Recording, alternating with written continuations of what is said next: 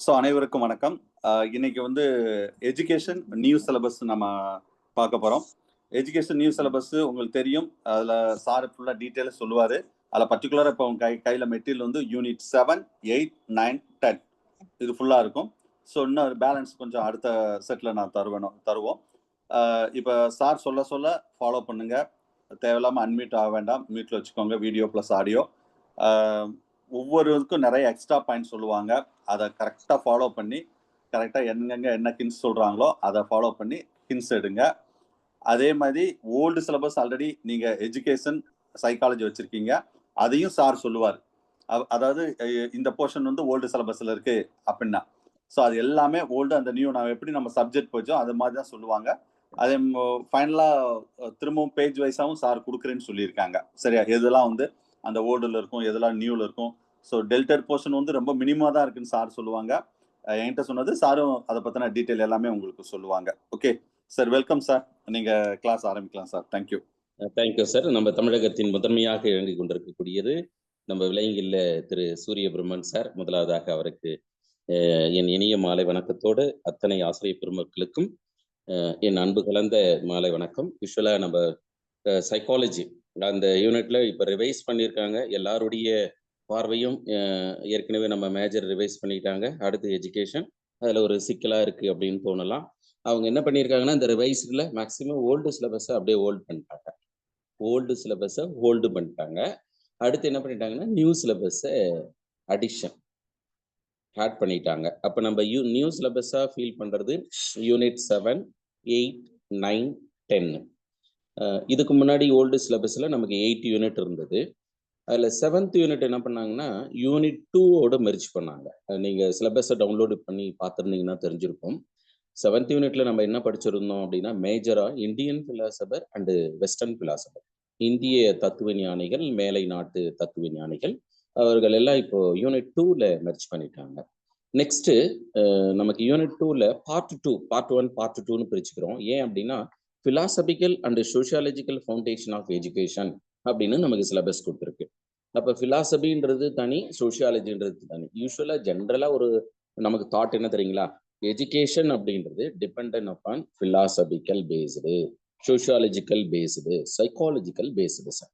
இதை மட்டும் நம்ம கிளியரா இருக்கணும். கல்வியியல் அப்படின்ற ஒரு பாடமானது தத்துவியல், சமூகியல், உளவியல் இந்த மூன்றையும் ஒன்று சேர்த்து தான் கல்வியியல் என்ற ஒரு பாடம் போயிட்டு இருக்கு. அதுதான் நீங்க ஃப்ரீ சர்வீஸ் ட்ரைனிங்கே எடுத்தீங்க. சில பேர் 1 year எடுத்திருப்பீங்க.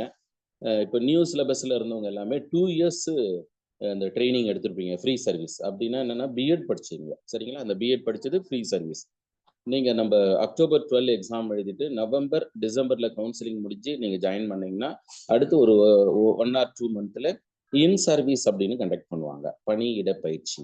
அப்போ இந்த இன் சர்வீஸ், இந்த ஃப்ரீ சர்வீஸ் இதெல்லாம் யார் சார் பண்றாங்க அப்படின்னா, ஓவராலா நம்ம இந்தியன் எஜுகேஷன். அப்போ நம்ம இந்தியன் எஜுகேஷன்ல எப்படிலாம் ரிஃபார்ம் பண்ணாங்க அப்படின்ற ஒரு புரிதல் சார். சரியா? அதனால don't forget the kinds of the thinking, sociology, philosophical and psychological. இதை நம்ம மறந்துடவே கூடாது. அதனால அவங்க என்ன பண்ணாங்கன்னாக்கா, யூனிட் 1, யூனிட் 2ல எஜுகேஷனல் பிலாசபியை வச்சுட்டாங்க. சோஷியாலஜி யூனிட் 2லேயே வச்சுட்டாங்க. அடுத்து 3rd வந்து தமிழ்நாடு ஹிஸ்ட்ரி. நம்ம தமிழ்நாடு கவர்மெண்ட்ன்றதால என்ன பண்ணிட்டாங்கன்னா, தமிழ்நாடு கவர்மெண்ட்டு தமிழக வரலாறு எல்லா ஆசிரியருக்கும் தெரியணும் அப்படின்ற ஒரு இன்டென்ஷன். ஒரு ஐஏஎஸ் இருக்காருன்னா அவருக்கு இந்தியாவை பற்றி தெரியணும் இல்லை. அதே மாதிரி நம்ம தமிழ்நாட்டில் ரெக்ரூட்மெண்ட் ஆக போறோம்னா தமிழ்நாடு பற்றிய ஒரு view, social based, psychological based, philosophical based, cultural based அப்படின்ற ஒரு வியூக்காக என்ன பண்ணிட்டாங்க அப்படின்னாக்கா யூனிட் 3 வைக்கப்பட்டது. Next, as a teacher we should know about psychology. நம்ம ஒரு ஆசிரியராக இருக்கிறோம். ஏன் அப்படின்னா, இன்னைக்கு சைக்காலஜின்ற ஒரு ஃபீல்டு மேக்சிமம் ஃபீல்டில் அப்ளைடு ஆயிருக்கு. எக்ஸாம்பிள், மெடிசன்ல, மெடிக்கல் டிபார்ட்மெண்ட்ல சைக்காலஜி இன்க்ளூட் பண்ணாங்க. அதை என்னன்னு சொல்லிட்டாங்க, கிளினிக்கல் சைக்காலஜி அப்படின்னு சொல்லிட்டாங்க. அப்படியே சைக்காலஜியை கொண்டு போயிட்டு என்ன பண்ணாங்கன்னா, ஸ்போர்ட்ஸ்ல அப்ளை பண்ணாங்க. அதனால ஸ்போர்ட்ஸ் சைக்காலஜி அப்படின்னு சொல்லிட்டோம். அப்படியே சைக்காலஜி கொண்டு போய் சோஷியல்ல வச்சாங்க, சோஷியல் சைக்காலஜி. நெக்ஸ்ட், இந்த சைக்காலஜி கூப்பிட்டு வந்து நம்ம எஜுகேஷன்ல வச்சதால எஜுகேஷனல் சைக்காலஜி. இது யூனிட் 4, 5, 6 சார். இது அப்படியே டிட்டோவா நம்ம ஏற்கனவே ஓல்டு சிலபஸ்ல இருந்த சைக்காலஜி அப்படியே தான் இருக்கு. என்ன இங்க அடிஷ்னலா கொடுத்துருக்கு அப்படின்னா டீச்சிங் மெத்தடாலஜி அப்படின்னு ஒரு part unit 5th part 2 news. அப்ப யூனிட் 5ல நமக்கு என்ன சிலபஸ்? லேர்னிங் அண்ட் டீச்சிங், கற்றல் கற்பித்தல். ஓல்டு சிலபஸ்ல கற்பித்தல்ன்ற ஒரு சாப்டர் கிடையாது சார். அதனால நம்ம என்ன பண்ணிட்டோம்னா, எப்படி யூனிட் 2வை பார்ட் 1 பார்ட் 2ன்னு நம்ம டிவைட் பண்ணோமா, ஒரு பார்ட் பிலாசபின்னு அனதர் பார்ட் சோசியாலஜின்னு கொடுத்தோம். அதே மாதிரி யூனிட் 5ல லேர்னிங்ன்றது ஒரு சாப்டர், டீச்சிங்ன்றது ஒரு சாப்டர். அதனால நம்ம டீச்சிங் வந்து இங்கிலீஷ்ல எழுதிட்டோம், அடுத்து டிரான்ஸ்லேட் பண்ணணும். டெஃபினேட் சார்கிட்ட கொடுத்துறேன், அது நீங்க வாங்கிக்கலாம். சாரை பொறுத்தளவு 100% உங்களை ஃபுல்ஃபில் பண்ணிடுவாரு. நானா வந்து கொஞ்சம் லேசியா இருந்தாலும் சார் கண்டினியூஸா அது என்ன, இதை எந்த கொஸ்டின் கொடுங்க அப்படின்னு சொல்லிட்டு அவ்வளோ அழகா அந்த என்ன சொல்றது, ஒரு நேர்த்தியா கொண்டு போகக்கூடிய ஒரு திறன் சாருக்கிட்ட, ஒரு குட் லீடர்ஷிப் குவாலிட்டி இருக்கு.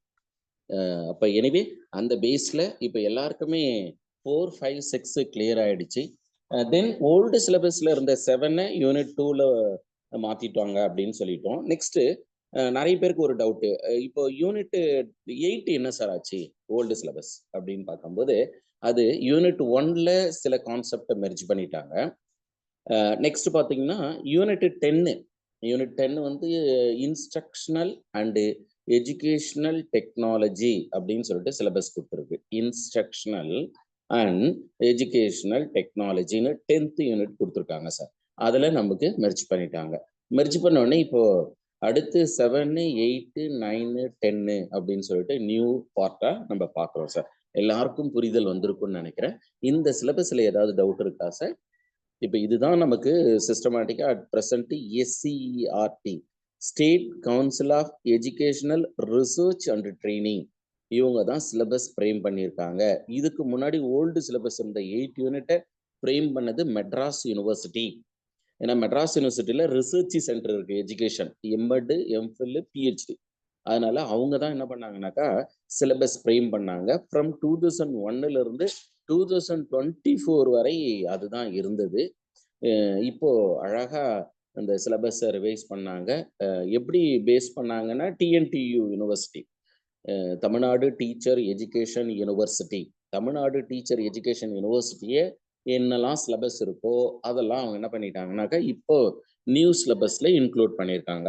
இப்போ நம்ம சிலபஸ் பத்திய ஒரு ஷார்ட் இன்ட்ரோடக்ஷன் எல்லாருக்கும் புரிஞ்சிருக்கும்னு நினைக்கிறேன். இதுல ஏதாவது டவுட் இருக்கா சார்? ஏன்னா நான் சிலபஸ் டவுன்லோட் பண்ணேன், எனக்கு மெட்டீரியல் சார் அனுப்பிச்சிருக்கிறாரு, மெட்டீரியல் நான் இப்படி பார்த்தேன், அந்த மெட்டீரியல் எப்படி பார்க்கறது, இந்த மெட்டீரியல் எப்படி பார்க்கறது அப்படின்னு ஒரு டவுட் இருந்ததுன்னா கேட்டலாம். இப்போ ஏன்னா நம்ம 7th யூனிட் போக இருக்கிறோம். Excuse me sir. சொல்லுங்க மேம்.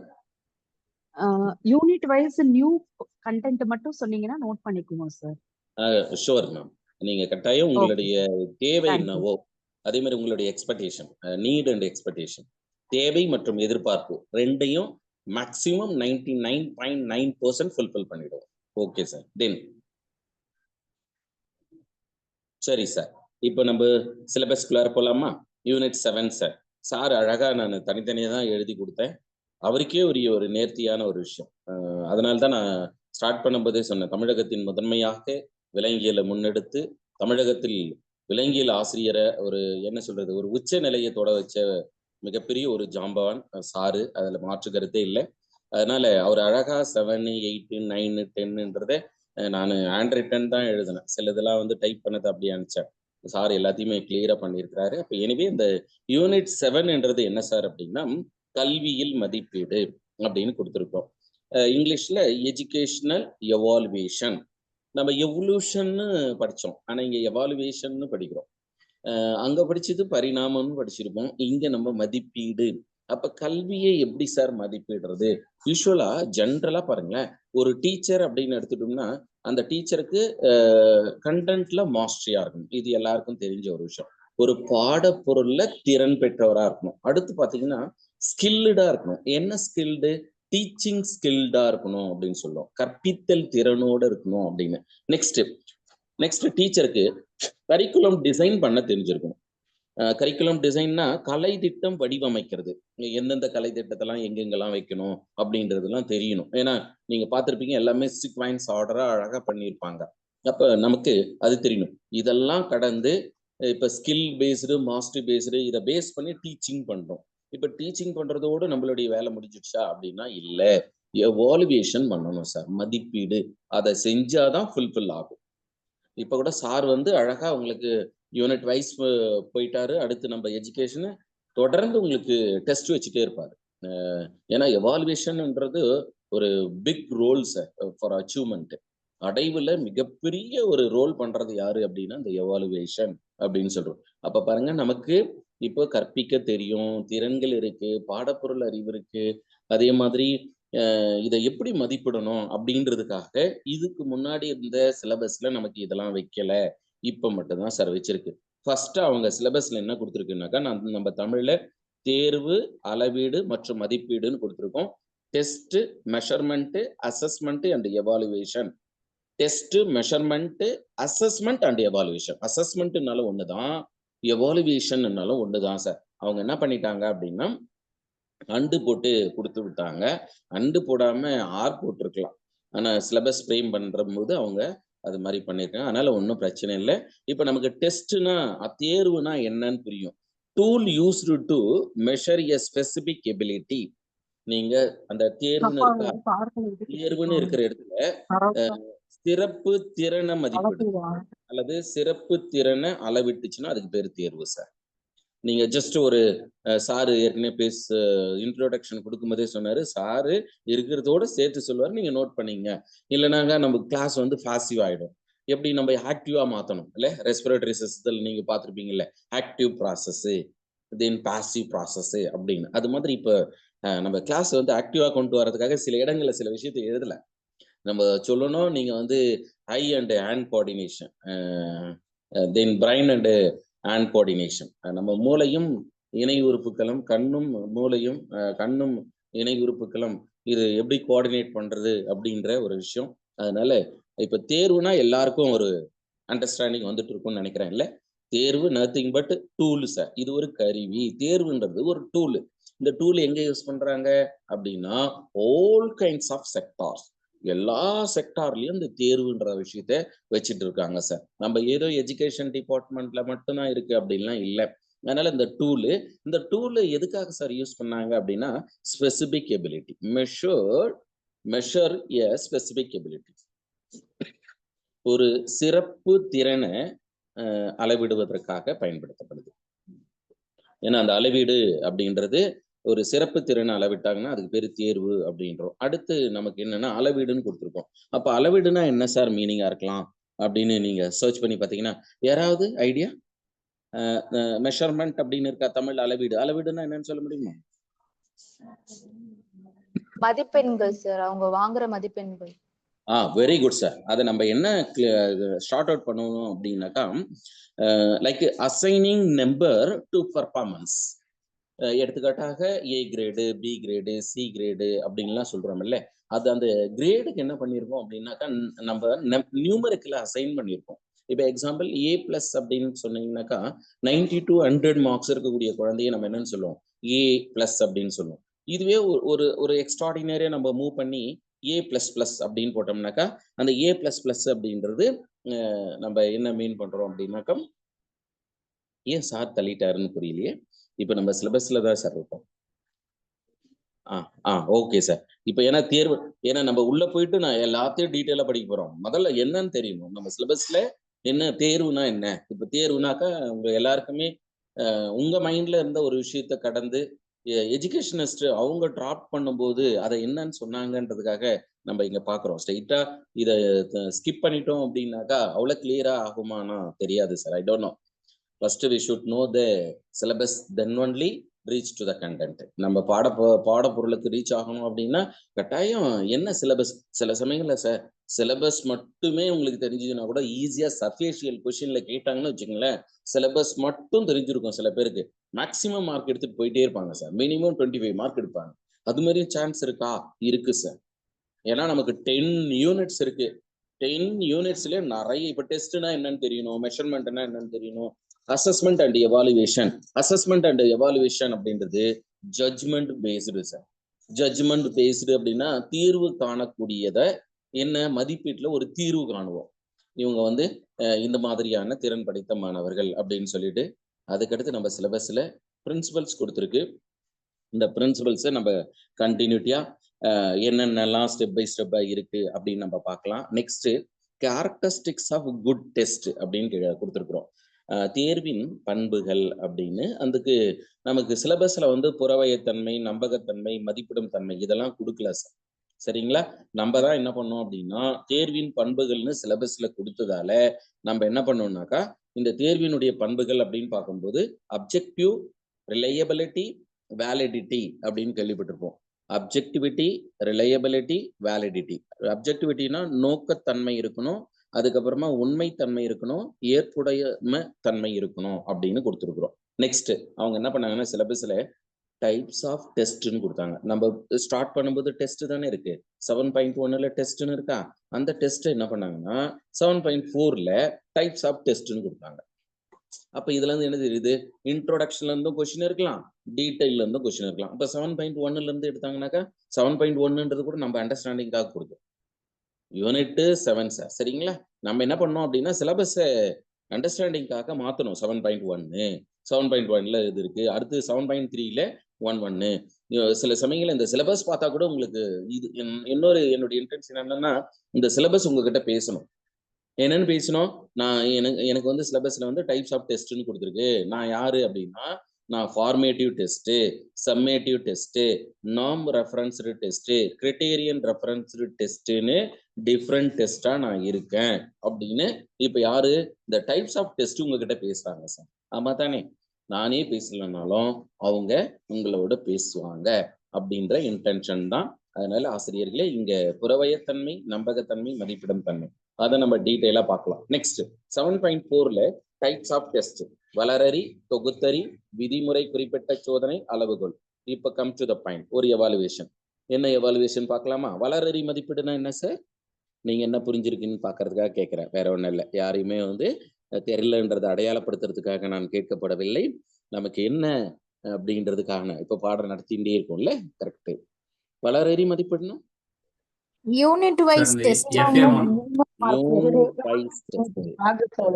ஓரளவுக்கு மேடம் புரிஞ்சிருக்கு, ஆனா ஏதோ டெஸ்ட் வைப்பாங்கன்றது கரெக்டா மேடம் புரிஞ்சிருக்காங்க. Very good. வேற understand about the lesson minimum quantity. Sir simple என்ன தெரியுங்களா, ஃபார்மேட்டிவ் கலெக்டிவா வைக்கிற டெஸ்ட் எல்லாத்தையும் சேர்த்து சார்.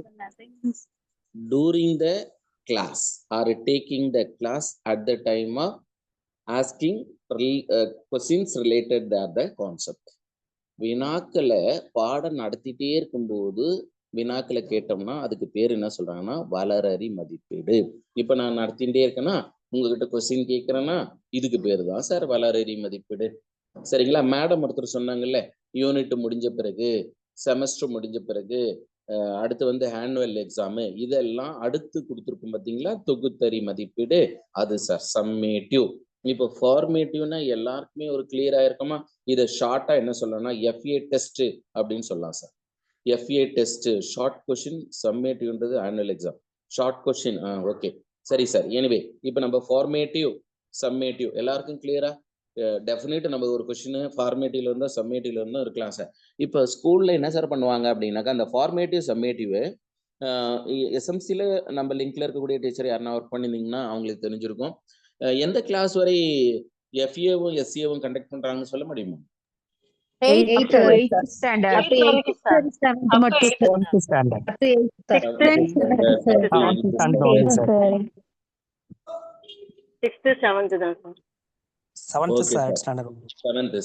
சரி sir. Anyway come to the point. இப்போ கரெக்டான ஆன்சர் என்ன தெரியுங்களா? ஸ்டாண்டர்ட் 1ல இருந்து 7 வரை சார். சரிங்களா? 1ஆம் வகுப்புல இருந்து 7ஆம் வகுப்பு வரை கண்டக்ட் பண்ணக்கூடிய test FA test, SA test, formative assessment, summative assessment. எல்லாருக்கும் கிளியர் ஆயிட்டு இருக்கும்னு நினைக்கிறேன். அதுக்கு அடுத்தது நாம் ரெஃபரன்ஸ்டு டெஸ்ட், தென் கிரைட்டீரியன் அளவுகோல் அப்படின்னு சொல்றோம். இப்ப இத இந்த நாம் ரெஃபரன்ஸ்டு அப்படின்னா என்னன்னாக்கா அதை நம்ம ஸ்கோலஸ்டிக் அப்படின்ற ஒரு பார்வையில ஸ்கோலஸ்டிக் அண்ட் நான் ஸ்கோலஸ்டிக் இருக்கா, அது மாதிரி எங்கெல்லாம் நாம்ஸை வந்து யூஸ் பண்றாங்களோ, விதியை பயன்படுத்துறாங்களோ, அங்க அளவுகோல் வந்து 2 பாயிண்ட் ஸ்கேலா இருக்கலாம், 3 பாயிண்ட் ஸ்கேலா இருக்கலாம். இப்போ எக்ஸாம்பிள் பார்த்தீங்க அப்படின்னா, நீங்க 1 மார்க் கொஸ்டின்னு பார்க்கும்போது first choose the best answer. நம்ம டிஆர்பியை மட்டும் நீங்க பார்க்கக்கூடாது. எவாலுவேஷன்ன்றது நம்ம ஸ்கூல் அண்ட் காலேஜில் இப்போ 1 மார்க்ல என்ன பண்றாங்க, fill in the blanks. First choose the best ஆன்சரா, செகண்ட் ஃபில் இன் த பிளாங்க்ஸா, தேர்டு வந்து மேட்சா, ஃபோர்த் என்ன சார் இருக்கும்? Very good sir. True or false இல்ல ட்ரூ ஆர் ஃபால்ஸ். அப்போ இங்க அளவுகோல் வந்து தரப்படுது ட்ரூ ஆர் ஃபால்ஸ். அப்போ இதெல்லாம் கிரிட்டேரியன். நெக்ஸ்ட் விதிமுறை குறிப்பிடப்பட்ட சோதனை, நாம் ரெஃபரன்ஸ். என்ன விதிமுறை? 4 ஆப்ஷன் கட்டாயம் கொடுத்தாகணும் ஒரு கொஸ்டினுக்கு. இல்ல சார் 3 மட்டும் கொடுக்குறேன், பரவாயில்ல அட்ஜஸ்ட் பண்ணிக்கங்க எடுத்துக்கங்க அப்படின்லாம் சொல்லக்கூடாது. சரியா? அப்போ இப்போ நான் இதை பத்தி டீட்டெயிலாக நம்ம உள்ளார பார்க்க போறோம் சார். நெக்ஸ்ட் 7.5ல கல்விச்சார் மதிப்பீடு மற்றும் இணை மதிப்பீடு, ஸ்கோலஸ்டிக் அண்ட் நான் ஸ்கோலஸ்டிக். அப்போ ஸ்கோலஸ்டிக்ன்றது அகடமிக் சார். அகடமிக் அப்படின்னா குழந்தைங்க பாட அறிவை சோதனை செஞ்சோம்னா அதுக்கு பேரு ஸ்கோலஸ்டிக். கல்விச்சார், தமிழ்ல கல்விச்சார்னு சொல்றோமா, அப்படின்னா என்ன? அகடமிக் கல்வி அடைவு. அடுத்து நான் ஸ்கோலஸ்டிக்னு சொல்லியிருக்கிறோமா, அப்படின்னா இணை மதிப்பீடு அப்படின்னு தமிழ் படுத்தலாம் சார். இணை மதிப்பீடு அப்படின்னு சொல்லலாம். சில சமயங்கள்ல அதை என்னன்னு சொல்லனா கல்வியில மதிப்பிடக்கூடிய ஒரு திறன்களை மதிப்பிடக்கூடியது அப்படின்னு எடுத்துக்கோம் சார். அப்படின்னாக்கா அந்த கோ கரிக்குலர் ஆக்டிவிட்டிஸ்ன்னு சொல்லுவோமா. இப்ப நம்ம ஒரு புரிதலுக்கு என்ன பண்ணுங்கன்னா ஸ்கோலஸ்டிக்ன்றது கரிக்குலர். அதுக்கு அடுத்தது நான் ஸ்கோலஸ்டிக்ன்றது co curricular and extra curricular. பாட இணை, அதுக்கு அடுத்தது வெளிப்புற செயல். அப்படின்னா என்ன நம்ம எடுக்கலாம்? எக்ஸாம்பிள் ஸ்கில்லு, வேல்யூஸு, ஆட்டிடியூட்டு, குழந்தைங்க ஸ்போர்ட்ஸு, சிங்கிங்கு, டான்ஸிங்கு, இதெல்லாம் எவாலுவேட் பண்றோம் இல்லை சார், அதெல்லாம் நான் ஸ்கோலஸ்டிக். ஒரு அளவுக்கு புரிஞ்சிருக்கும்னு நினைக்கிறேன். இதுக்கப்புறம் உள்ள போனோம்னா இன்னும் டீட்டெயில் ஆயிடும். இப்போ நமக்கு சிலபஸ்ல என்னன்னு பார்த்துட்டோம் இல்லை.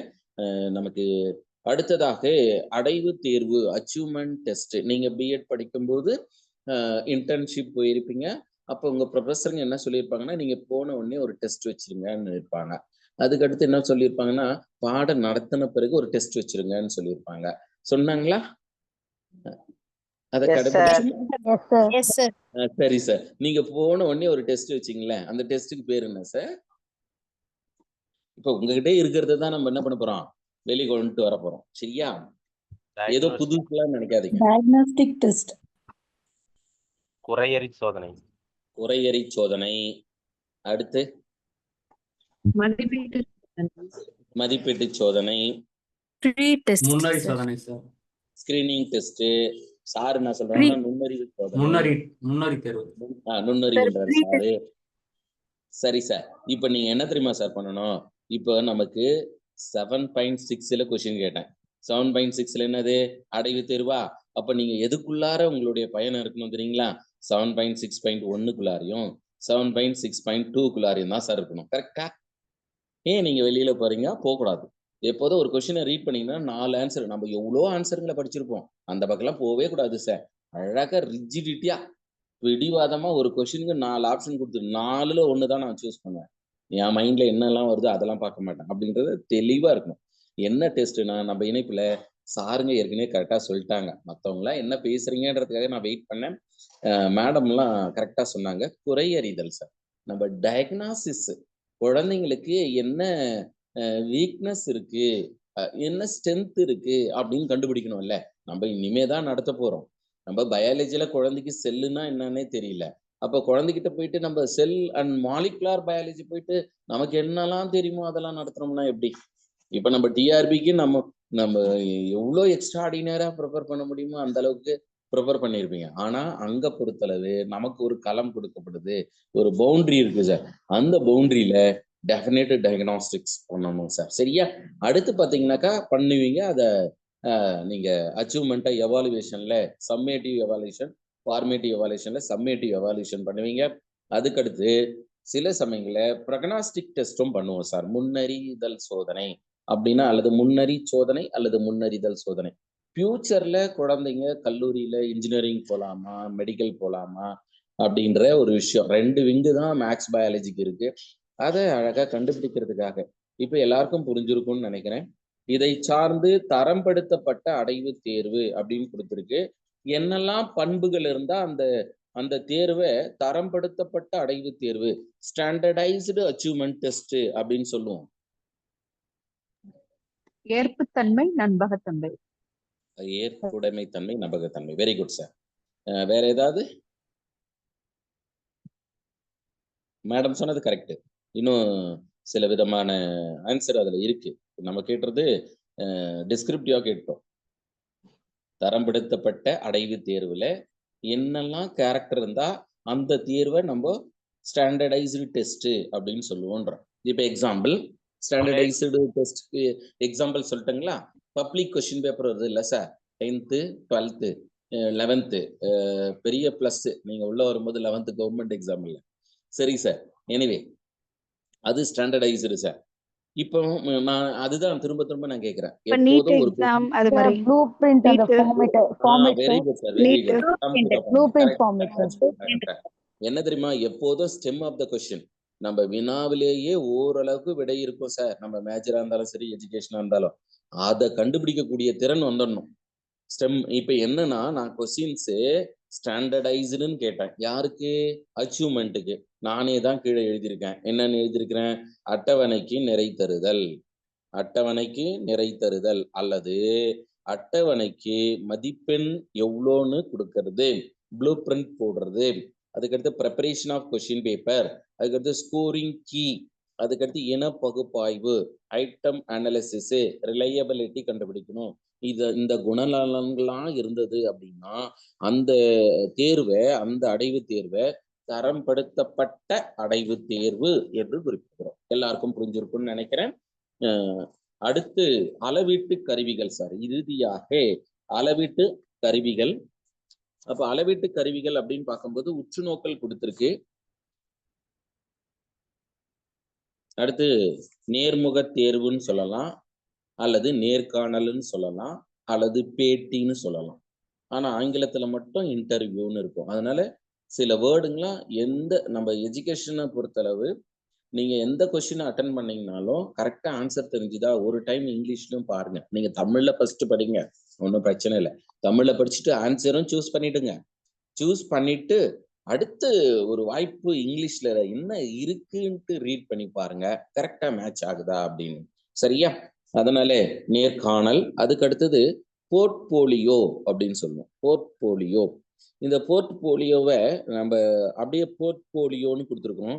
நீங்க தமிழ் படுத்தணும் அப்படின்னு விருப்பப்பட்டோம்னா பனி புத்தகம் அப்படின்னு கூட சொல்லலாம். போர்ட்போலியோவை பனி புத்தகம் அப்படின்னு சொல்லுவோம். அப்படின்னா என்னன்னாக்கா, purposeful collection of student work. மாணவர்கள் என்னென்னலாம் வேலை செய்யறாங்களோ அதை ஒன்னா சேர்த்து ஒரு ஆய்வுல ஒரு புத்தகத்துல எழுதுவோம். அதுக்கு பேரு போர்ட்போலியோ சார். எடுத்துக்காட்டாக எமிலி அப்படின்ற ஒரு டிராமாவை அழகா ரூசோ எழுதினாரு. அதுல சோபி என்று சொல்லக்கூடிய அந்த பணி பெண்ணுக்கு எவ்வாறாக கல்வி வழங்கணும் அப்படின்றத எழுதியிருப்பாரு சார். சரியா? அது ஒரு போர்ட்போலியோ. நெக்ஸ்ட் ரூப்ரிக்ஸ் அப்படின்னு சொல்றோம் சார். ரூப்ரிக்ஸ் தமிழ்லயும் ரூப்ரிக்ஸ் அப்படின்னு கேட்கலாம். அப்படி இல்லை அப்படின்னா மதிப்பீட்டு கட்டமைவு அப்படின்னு சொல்லுவோம் சார். மதிப்பீட்டு கட்டமைவு. ரூப்ரிக்ஸ மதிப்பீட்டு கட்டமைப்பு அப்படின்னு சொல்லலாம். இது எதுக்கு சார் ரூப்ரிக்ஸ் எங்க பயன்படுத்துறாங்க அப்படின்னா, ஏற்கனவே நம்ம ஸ்கோரிங் கீன்னு பார்த்தோம் பார்த்தீங்களா, விடை குறிப்பு. அந்த விடை குறிப்பு கொடுக்கறதுக்கு கைட் பண்றது யாரு சார்னா இவங்க தான் சார். யாரு? ரூப்ரிக்ஸ் என்று சொல்லக்கூடியது தான்.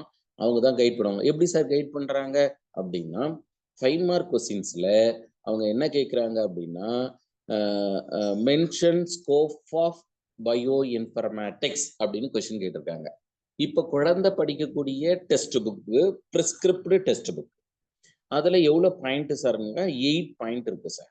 அப்ப 8 பாயிண்ட் இருக்கும்போது நம்ம என்ன பண்றோம் அப்படின்னா, ரூப்ரிக்ஸ் நமக்கு எப்படி கைட் பண்ணுது பாருங்க. ரூப்ரிக்ஸ் 8 பாயிண்ட் லிஸ்ட் அவுட் பண்ணிட்டு எனி 5 இல்ல, அந்த 5 மார்க்குக்கு எனி 5 அப்படின்னு சொல்லுவோம்.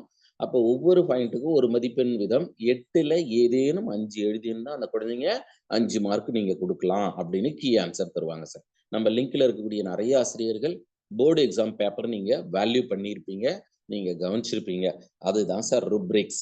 நெக்ஸ்ட் நமக்கு சிலபஸ்ல பியர் ரிவ்யூ. பியர் ரிவ்யூ அப்படின்றது ஒப்பார் குழுவினுடைய மீள்பார்வை. எங்க பியர் ரிவ்யூ பார்த்திருந்தோம் யாராவது சொல்ல முடியுமா? நீங்க பிஎட் படிக்கும்போது ஒரு ப்ரோக்ராம்ல இந்த விஷயத்த நீங்க தொடர்ந்து கையில் எடுத்திருப்பீங்க சார். அது நமக்கு syllabus very good.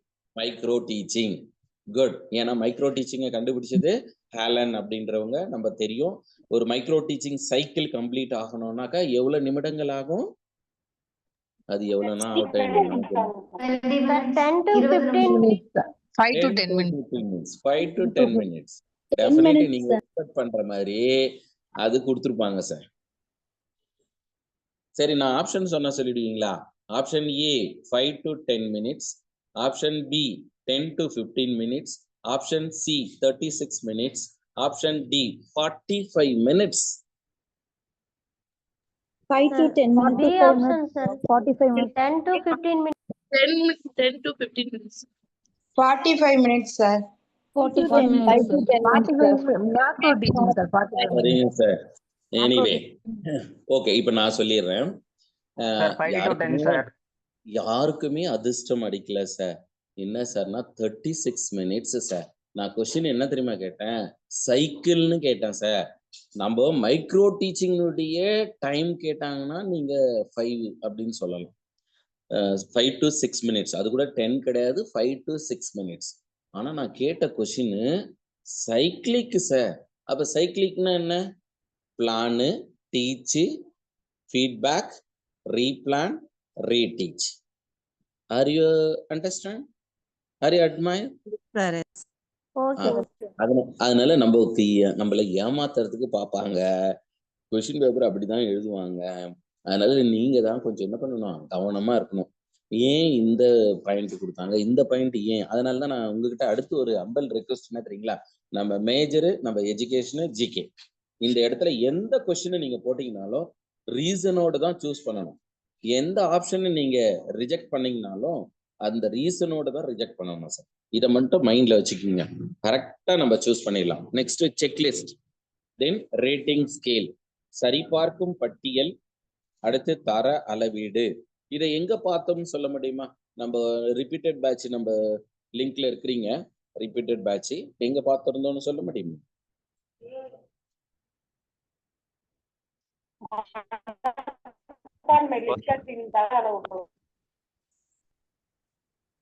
Personality sir. Very good sir. டவுட்டே வேண்டாம். பர்சனாலிட்டியில நம்ம செக்லிஸ்ட், ரேட்டிங் ஸ்கேல் பார்த்துருக்கோம். இந்த செக்லிஸ்ட்டை யூஸ் பண்ணி இன்ட்ராவோட்டா எக்ஸ்ட்ராவோட்டா அப்படின்னு கண்டுபிடிச்சிடலாம். ரேட்டிங் ஸ்கேல் எங்க யூஸ் பண்றாங்க அப்படின்னாக்கா, இந்த பர்சனாலிட்டி டிசார்டர் அப்படின்னு சொல்லுவோம்ல, ஆளுமை நெறிப்பிரள். அந்த ஆளுமை நெறிப்பிரள் ஆர் மால் அட்ஜஸ்டட் பிஹேவியர், நடத்தையில் நெறிப்பிழை இருந்ததுன்னா கண்டுபிடிக்கலாம் சார். எல்லாருக்கும் புரிஞ்சிருக்கும்னு நினைக்கிறேன். இப்போ நமக்கு யூனிட் கிளியரா ஆயிட்டோம் சார். இனிமே உள்ள நானே இல்லைனாலும் நீங்களே பார்த்துக்கலாம், ஒன்றும் பிரச்சனை இல்லை.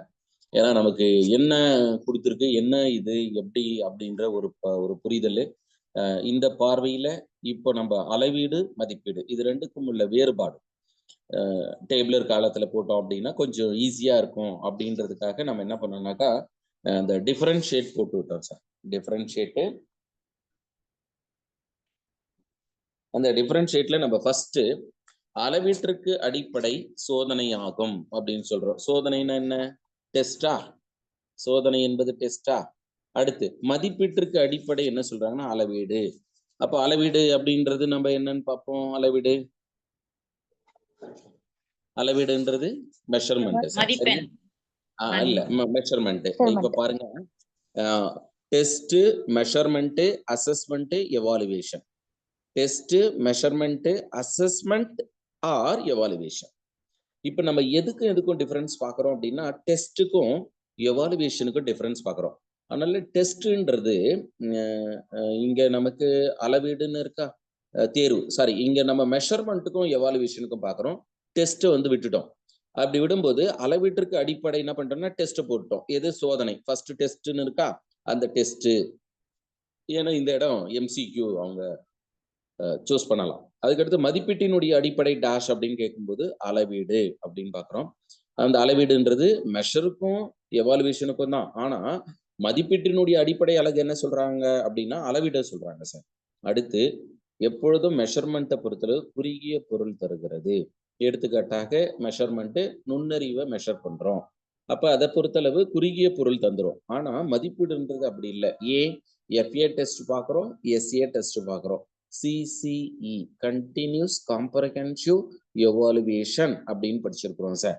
இது மட்டுமா அப்படின்னா அச்சீவ்மெண்ட் டெஸ்ட் பார்க்குறோம், ப்ரக்னாஸ்டிக் டெஸ்ட் பார்க்குறோம், டயக்னாஸ்டிக் டெஸ்ட் பார்க்குறோம். இது எல்லாம் ஒரு ப்ராடு, அதனால விரிவான பொருள். ஏன் விரிவான பொருள்னு சொல்றேன்னு தெரியுதுங்களா? மதிப்பீடை பொறுத்தளவு மதிப்பீட்டுல நிறைய மதிப்பீட்டு முறைகள் இருக்கு சார். அப்ப என்னெல்லாம் மதிப்பீட்டு முறைகள் இருக்கு அப்படின்னு நீங்க சர்ச் பண்ணி பார்த்தீங்கன்னா ஃபார்மேட்டிவ் மெத்தட் இருக்கு, சம்மேட்டிவ் மெத்தட் இருக்கு, நாம் ரெஃபரன்ஸ்டு, கிரிட்டேரியன் ரெஃபரன்ஸ்டு, ஸ்கோலிஸ்டிக்கு, நான் ஸ்கோலிஸ்டிக்கு, டயக்னாஸ்டிக்கு, ப்ரக்னாஸ்டிக்கு அப்படின்னு சொல்லிட்டு நிறைய மதிப்பீட்டுகள் இருக்கு சார். அதனால அடுத்து 3 பாருங்க, எண் அளவை குறிக்கிறது. எண் அளவுனாக்கா மெஷர்மெண்ட்ல நம்ம நம்பர் வந்து கொடுப்போம் சார்.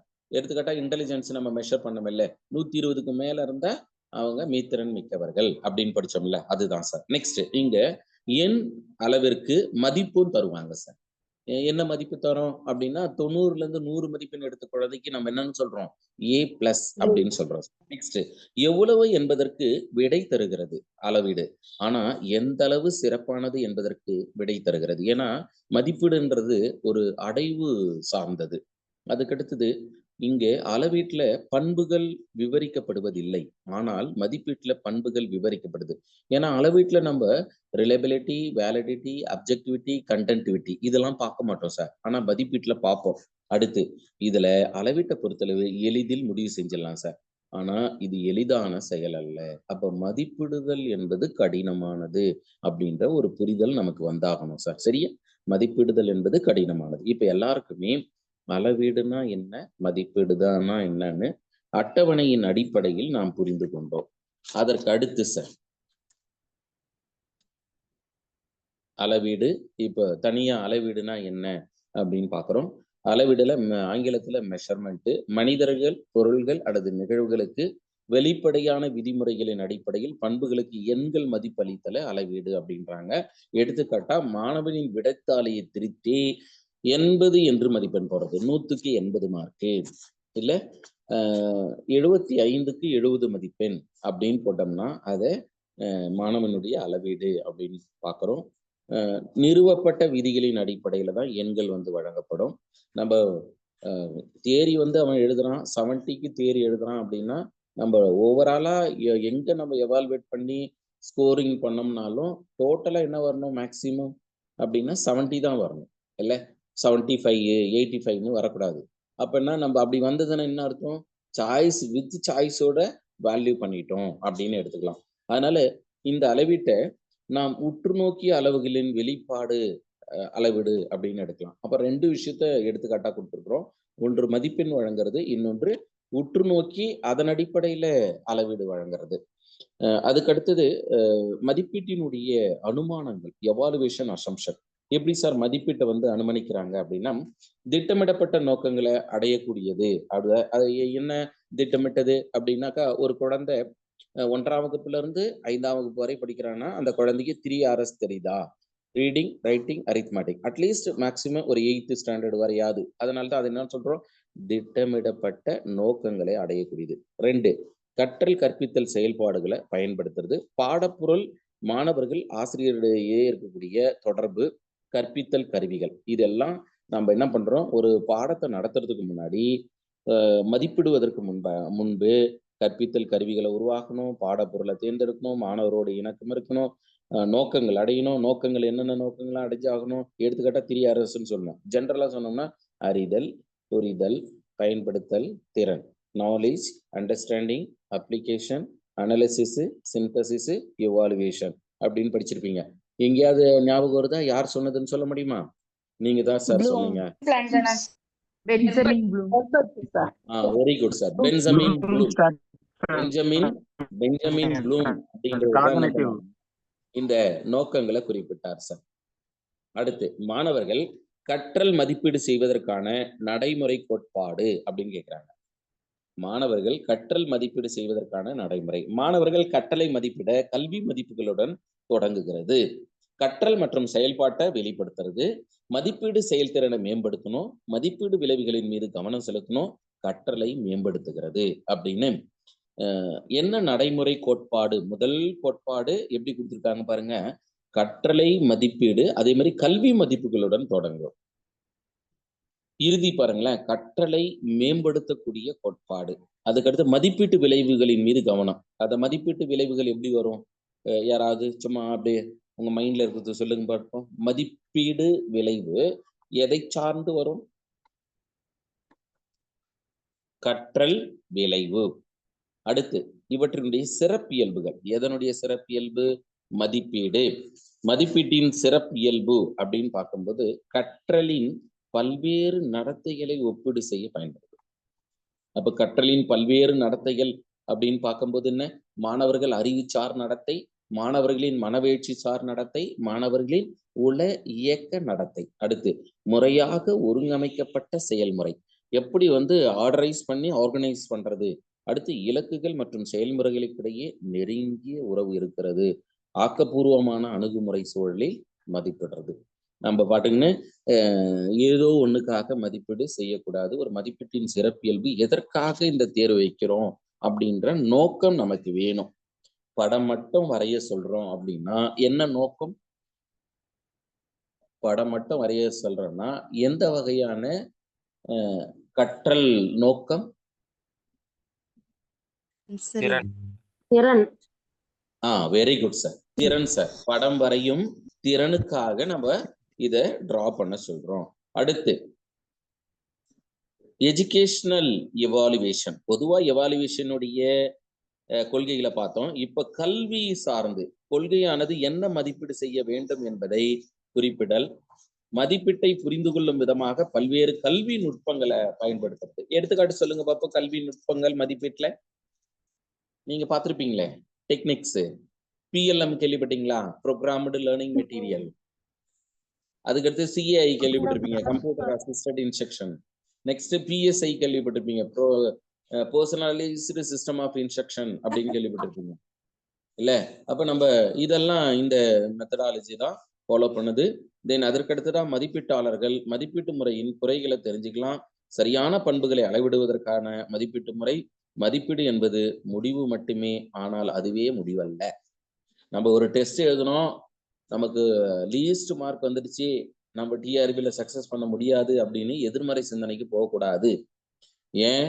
நம்ம மதிப்பீட்டினுடைய மிக முக்கியமான கொள்கையாக இது மதிப்பீடு என்பது முடிவுக்கு மட்டுமே தானே தவிர அதுவே முடிவல்ல. அதன் அடிப்படையில் இப்போ ஒரு தெளிவான புரிதல், தேர்வுனா என்ன, அளவீடுனா என்ன மற்றும் மதிப்பீடுனா என்ன அப்படின்னு பார்த்துட்டோம். நம்ம பேசுறது எல்லாம் மறந்து போச்சுன்னா கூட என்ன பண்ணணும்? நம்ம ஸ்டார்ட் பண்ணும்போது சொன்னோம் இல்ல சார், அளவீடு அப்படின்னு சொல்லும் போது என்ன சொன்னோம்? ஒரு சிறப்பு வாய்ந்த திறனை பார்க்கணும் அப்படின்றதுதான் அப்படின்னு பார்த்தோம் இல்ல? எவாலுவேஷன் என்ன? Judgement based.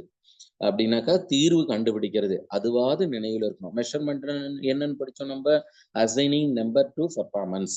ஒரு பர்ஃபார்மன்ஸ்க்கு குழந்தையினுடைய கற்றல் வெளிப்பாட்டுக்கு நம்ம மதிப்பெண்களை வழங்குறது.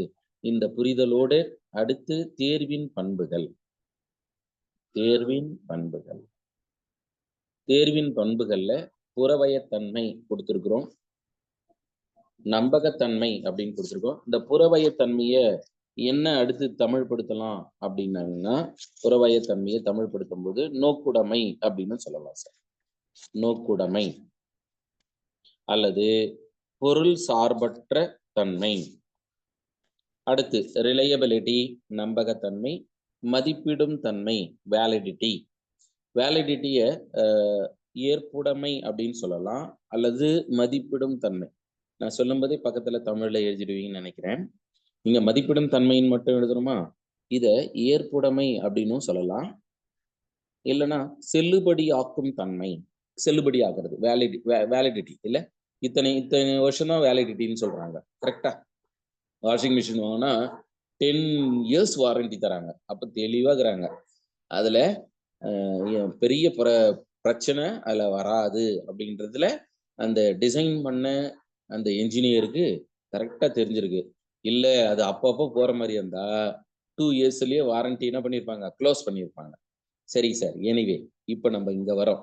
நம்பகத்தன்மைனா என்ன அப்படின்ற ஒரு புரிதல், ஏற்புடைமைனா என்ன, இதுல நம்ம அதிகபட்சமாக நம்பகத்தன்மையில இருந்து கேட்கறதால ஸ்டார்ட் பண்ணும்போது நம்ம என்ன பண்ணிட்டோம்னா நம்பகத்தன்மைன்றத முதலில் எடுத்து எழுதணும்.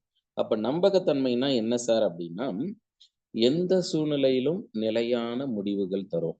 அப்படின்னா என்ன, காலாண்டுல அந்த கொஸ்டின் பேப்பர் கொடுத்தாலும், அரையாண்டுல கொஸ்டின் பேப்பர் கொடுத்தாலும், முழாண்டுல அதே கொஸ்டின் பேப்பர் இருந்தாலும் ஒரே மாதிரியான தீர்வு தான். அதனால என்ன சொல்லுவோம்னா, ஒரு தேர்வு பல முறை நடத்தும் போது ஒரே மாதிரியான முடிவு அளிக்கும் அப்படியும் நம்ம எடுத்துக்கலாம். எந்த சூழ்நிலையிலும் நிலையான முடிவுகள் தந்ததுன்னா அதுக்கு பேரு நம்பகத்தன்மை. இல்லைன்னா என்ன சொல்லணும்னா, ஒரு தேர்வு பல முறை நடத்தும் போது ஒரே மாதிரியான முடிவுகள். எடுத்துக்காட்டா செல் பயாலஜில சார் உங்களுக்கு ஒரு 60 கொஸ்டின் டெஸ்ட் வைக்கிறாருன்னா அது எத்தனை டைம் அந்த கொஸ்டின் நம்ம ஆன்சர் பண்ணோம்னாலும் நிலையான ஒரு முடிவு கிடைக்கும். அதுல மாற்று கருத்தே இல்லை. இல்ல செல் கோட்பாட்டை கண்டுபிடிச்சது யாருன்னா நிலையான முடிவு எல்லாருக்கும் ஸ்லீடன் அண்ட் ஸ்வான் அப்படின்னு சொல்லிட்டு நம்ம கொடுக்குறோம் இல்ல, அதுதான். அதனால இந்த புரிதலோடு இந்த நம்பகத்தன்மையில ஸ்பிளிட் ஆஃப் அப்படின்ற ஒரு துணை கூறு இருக்கு சார். ஸ்பிளிட் ஆஃப் இங்கே நமக்கு தெரியும், ஸ்பிளிட்னா பிரிக்கிறது, ஆஃபா பிரிக்கிறாங்க. ஒரு சோதனையின் மதிப்பெண்களின் நிலைப்புத்தன்மையை அளவிட பயன்படுத்தப்படக்கூடிய ஒரு புள்ளி விவர முறை ஸ்பிளிட் ஆஃப். இது அந்த டூல ஸ்டாண்டர்டைஸ்டு டூல மாத்துறதுக்காக எழுதுவாங்க. இது அகவய நிலைப்புத்தன்மை கொண்டது. இந்த ஸ்பிளிட் ஆஃப் என்பது கெழு அல்லது குணகம் கண்டுபிடிப்பதற்கு முன்பு பொதுவாக பயன்படுத்தப்படக்கூடியது அப்படின்னு சொல்றோம். 3 பாயிண்ட் சார். ஸ்பிளிட் ஆஃப்னா என்ன, ஒரு சோதனையின் மதிப்பெண்களின் நிலைப்புத்தன்மையை அளவிடுறதுக்காக செய்யப்படுறது தான் ஸ்பிளிட் ஆஃப். அடுத்து என்ன கொடுத்துருக்கோம் அப்படின்னா டெஸ்ட் ரீடெஸ்ட். டெஸ்ட் ரீடெஸ்ட் அப்படின்னா சோதனை மறுபரிசீலனை அல்லது சோதனை மறுசோதனை. இது இணையான வடிவங்களின் நம்பகத்தன்மை, இணையான வடிவங்களின் நம்பகத்தன்மை அப்படின்னு சொல்லுவோம். அப்போ ஒரு தேர்வை பாதியாக பிரிப்பதும் தேர்வின் 2 பகுதிகளிலும் தேர்வாளர்களின் மதிப்பெண்ணை தொடர்பு படுத்தும் செயலும் ஸ்பியர்மேன் பிரவுன் கனிக் சூத்திரத்தை பயன்படுத்தி சோதனை நீளத்திற்கு சரி செய்யப்பட்டதாக சொல்லப்படுது. இப்ப இந்த ஸ்பிளிட் அப்ன்றது இன்னும் உங்களுக்கு கிளியரா புரியணும்னா நம்ம லிங்க்ல ரிப்பீட்டட் பேட்ச் இருப்பீங்க. நீங்க ஆன்லைன்ல எக்ஸாம் எழுதுனீங்க பார்த்திருப்பீங்க. 2 செஷன் நடக்குது மேக்ஸ், 2 செஷன் நடக்குது தமிழ். எப்படி சார் இவங்களுக்கு மார்க் போடுவாங்க? எல்லாருக்கும் ஒரு டவுட் இருந்திருக்கும்ல, எப்படி மார்க் போட்டாங்க? அப்போ அந்த ஃபர்ஸ்ட் செஷன்ல எழுதுனவங்களுக்கு ரொம்ப ஈஸியா இருந்திருக்காதா, செகண்ட் செஷன்ல எழுதுனவங்களுக்கு ரொம்ப டஃப் ஆகி அதனால இல்ல அவங்க வெற்றி வாய்ப்பை நழுவிட்டாங்க இப்படின்னு மனசுக்குள்ளார 1000 கேள்விகள் போயிருக்கும். ஆனா அது மாதிரி எந்த இதுவும் இல்லை சார்.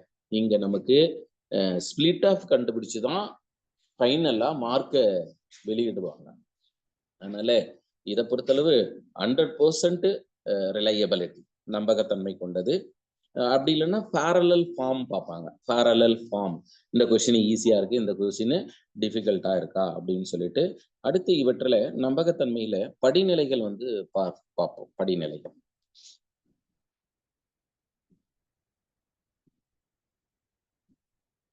இப்ப ரிலையபிலிட்டின்றது நம்பகத்தன்மை சார். நல்லா கவனிங்க, ரிலையபிலிட்டின்றது நம்பகத்தன்மை. இந்த ரிலையபிலிட்டிய நம்பகத்தன்மையை பரிசோதிக்கிறதுக்கு டேஷ் வகையான சோதனைகள் பயன்படுத்தப்படுது. ஆப்ஷன் ஏவில் மீள் தேர்வு அல்லது தேர்வை மீண்டும் தேர்வு வைத்தல். அடுத்து பில இணை வடிவம் அல்லது இணை தேர்வு. அதுக்கடுத்து சில பிளவு முறையிலான தேர்வு முறை. டில ஆல் த அபோவ் அப்படின்னு கொடுத்தாங்கன்னா நீங்க என்ன சார் ஆப்ஷன் சூஸ் பண்ணுவீங்க? All the all the above. ஏன்னா நம்ம ரிலையபிலிட்டி அப்படின்னா test, retest, parallel forms and split of எல்லாருக்கும் கிளியரா மைண்ட்ல ஒரு அண்டர்ஸ்டாண்டிங் ஆகிட்டு இருக்கோம் சார். அடுத்து பாருங்க, படிநிலையில ஒரு பெரிய குழு மாணவர்களுக்கு பிராக்கெட்ல என்ன சொல்றேன்னா, வெறுமனே சுமார் 30க்கும் மேற்பட்டவர்கள் சோதனையை வந்து நிர்வகிக்கிறது. அதுக்கு அடுத்தது பாத்தீங்கன்னா, ஏதோ ஒரு 10 பேரை வச்செல்லாம் சோதனை பண்ண முடியாது. படிநிலையில் என்ன சொல்றோம்னா, குறைஞ்சபட்சம் என்ன பண்ணணும், 30 மாணவர்கள் மேற்பட்டிருக்கணும். நெக்ஸ்ட், சோதனை கேள்விகளை தோராயமானதாக 2 பகுதிகளாக பிரிக்கலாம். எடுத்துக்காட்டாக ஒற்றைப்படை எண்ணெல்லாம் ஒண்ணு, அடுத்து இரட்டைப்படை எண்ணெல்லாம், ஆட் நம்பர், ஈவன் நம்பர். நீங்க நம்ம ப்ராக்டிகல் நடக்கும்போது எஸ்எம்சியில் ஒர்க் பண்ணியிருப்பீங்க. நம்ம டீச்சர்ஸ்னா ப்ராக்டிகல் போது கவனிச்சிருப்பீங்க. கொஸ்டின் பேப்பர் வந்திருக்கும். அப்போ என்ன பண்ண, ஆட் நம்பர், ஈவன் நம்பர் நீங்க நம்ம பிரிச்சு தரோமா. அடுத்து ஒவ்வொரு மாணவருக்கும் தேர்வின் ஒவ்வொரு பாதியை மதிப்பெண்ணாகும் 2 பகுதிகளுக்கான தொடர்பு குணகத்தை கண்டுபிடிச்சு தருவாங்க. இதுல ஒரு குறைபாடு இருக்கு சார். எது ஸ்பிளிட் ஆஃப்ல, இது பெரிய கேள்விகளுக்கு மட்டுமே வேலை செய்யும் அப்படின்றாங்க. அடுத்து சோதனை மீள் சோதனை, டெஸ்ட் ரீடெஸ்ட். சில சமயங்கள்ல இந்த டெஸ்ட் ரீடெஸ்ட தமிழ்ல மீள் சோதனைன்றோமா, மீள் தேர்வுன்னு சொல்லலாம் சார். சோதனைனாலும் தேர்வுனாலும் ஒண்ணுதான். ஏன்னா அந்த இடத்துல நம்ம கன்ஃபியூஸ் ஆகக்கூடாதுன்றதுக்காக நான் மீண்டும் தமிழ்ல, ஏன்னா அங்க டிரான்ஸ்லேட் பண்ணும்போது மீள் சோதனைன்னு டிரான்ஸ்லேட் பண்ணலாம், சோதனை மீள் சோதனை என்று. சில சமயங்கள தேர்வு ஒரு ஐஃபோன் போட்டு மீள் தேர்வு அப்படின்னு வரலாம். அதே சோதனை 2 அல்லது அதற்கு மேற்பட்ட முறை கொடுக்கப்பட்டுள்ளது. இதை சமநிலை அளவுகோலின் மூலமாக நம்ம பார்க்கலாம். சோதனையின் நம்பகத்தன்மையை சோதிக்க அதே சோதனையை மீண்டும் தருதல். நம்ம எக்ஸாம்பிள் ப்ரீ டெஸ்ட்டுக்கு ஒரு கொஸ்டின் பேப்பரை செட் பண்ணி டெஸ்ட் வச்சோமா, அடுத்து அச்சீவ்மெண்ட் டெஸ்ட்டுக்கும் அதே கொஸ்டின் பேப்பரே கொடுப்போம். ஆனா பையனுக்கு தெரியாது, நமக்கு தெரியும் அதே கொஸ்டின் தான். இதை வச்சு என்ன கண்டுபிடிக்கலாம், pre test post test. Pre டெஸ்ட்ல என்ன கொஸ்டின் நம்ம கொடுத்தோமோ அதே கொஸ்டின்ஸை போஸ்ட் டெஸ்ட்லயும் வச்சோம். இது வச்சு இது மாதிரி எவாலுவேஷன் பண்றதால எதை கண்டுபிடிக்கலாம்? இம்ப்ரூவ்மென்ட் தெரியும் சார். ரெண்டும் சேமா இருக்கா, டிஃபரண்ட் வந்து என்ன சார்னா 2 பேர் சார். ஒன்னு மென்டார், யாரு வந்து டீச் பண்ணாரோ அவருடைய எபிலிட்டி என்னன்னோ. அடுத்து பீப்புளுக்கு வந்து எவ்வளவு இம்ப்ரூவ் ப்ராக்ரெசிவ் லேர்னிங், எவ்வளவு கற்றல் வந்து மேம்பட்டிருக்கிறது அப்படின்றத கண்டுபிடிக்கலாம் சார். அடுத்ததாக இந்த மறுசோதனை அல்லது மீள் தேர்வு மற்றும் மீள் தேர்வு நம்பகத்தன்மை மதிப்பிட அதே சோதனையை அதே குழுவிற்கு சிறிது கால இடைவெளியில் தந்து இருமுறைகள் நடத்தப்படும். இதனால் கிடைத்த சோதனை மதிப்பெண்களுக்கிடையே இடைத்தொடர்பு காணப்படுதா, இந்த இணைக்கெழு சோதனை முடிவுகள்ல காலப்போக்கில் எந்த அளவு நிலைப்புத்தன்மை உடையது அப்படின்னு பார்ப்போம். எடுத்துக்காட்டா நம்ம இங்க கொடுத்துருக்கோம் சார், பேரலல் டெஸ்ட்டுக்கு சமநிலையில் ஒரு அளவுகோல் படிவம் ஏ படிவம் பி. படிவம் ஏவை என்னன்னு சொல்லலாம், நான் இங்க படிவம் ஏன்னு சொன்னேன், நீங்க என்னன்னு எழுதலாம்? படிவம் ஏவை என்னன்னு புரிஞ்சுக்கலாம் நீங்க. படிவம் ஏவை வினாத்தாள் 1 வினாத்தாள் 2 அப்படின்னு சொல்லலாம் சார். சரிங்களா? வினாத்தாள் 1ல ராமன் 95 மதிப்பெண்ணும், வினாத்தாள் 2ல 90, முருகன் 82, 57, ரமேஷ் 78, 85, ஓவியா 85, 78. இங்க ஒரு விடை என்ன தெரியுங்களா, பங்கேற்பாளரின் ஒரே குழுவிற்கு ஒரே சோதனை 2 வெவ்வேறு வடிவங்களை தர்றதால சம வாய்ப்பு ஏ அண்டு சம வாய்ப்பு பி, ரெண்டுமே சம வாய்ப்பு. 2 படிவங்களும், படிவன்றது வினாத்தாள், ஒரே நபருக்கு வழங்குதல், 2 வடிவங்களுக்கான தொடர்பை நம்மளால கண்டுபிடிக்கலாம். இதுக்கு முன்னாடி ஒரு மாணவனுக்கு விலங்கியல் பாடத்துல என்ன அறிவு இருந்தது, நாம் பாடம் நடத்திய பின்பு இந்த குழந்தைக்கு அறிவு எவ்வாறாக மேம்பட்டிருக்கு. அப்ப கட்டாயம் லேர்னிங் அவுட்கம் நடக்கணும் சார், அப்பதானே நம்ம டீச்சிங் சக்சஸ். அப்ப டீச்சிங்கினுடைய சக்சஸே அதுதான். அதனால பெரும்பாலும் கல்வி சூழல்களை வழக்கமா செய்யப்படக்கூடிய ஒரு சோதனை இந்த சோதனை அப்படின்றாங்க சார். நெக்ஸ்ட்,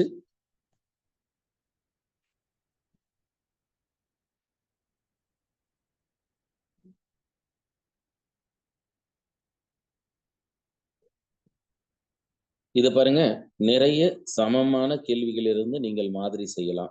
ஏன் இந்த நிறையனாக அதிகபட்சம் அப்படின்ற வார்த்தையை கூட பயன்படுத்தலாம்.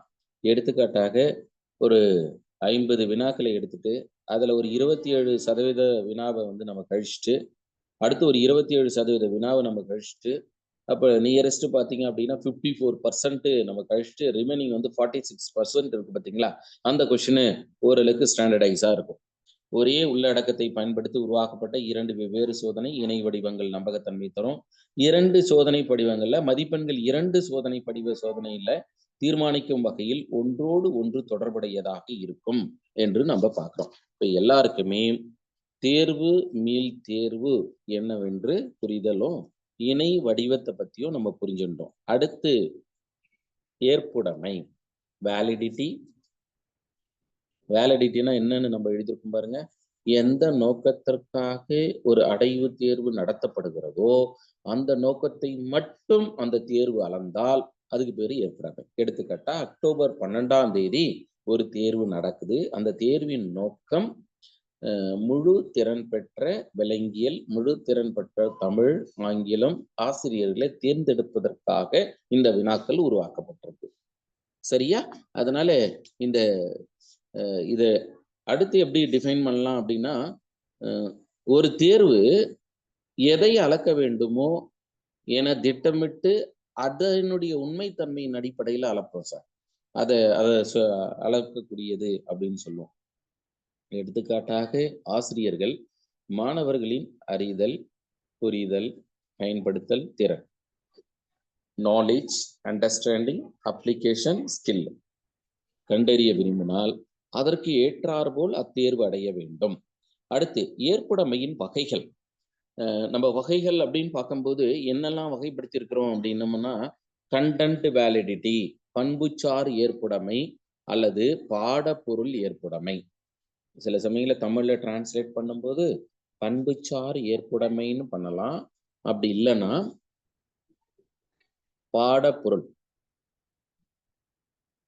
பாடப்பொருள் ஏற்புடைமை. அடுத்து கன்ஸ்ட்ரக்டட் வேலிடிட்டி.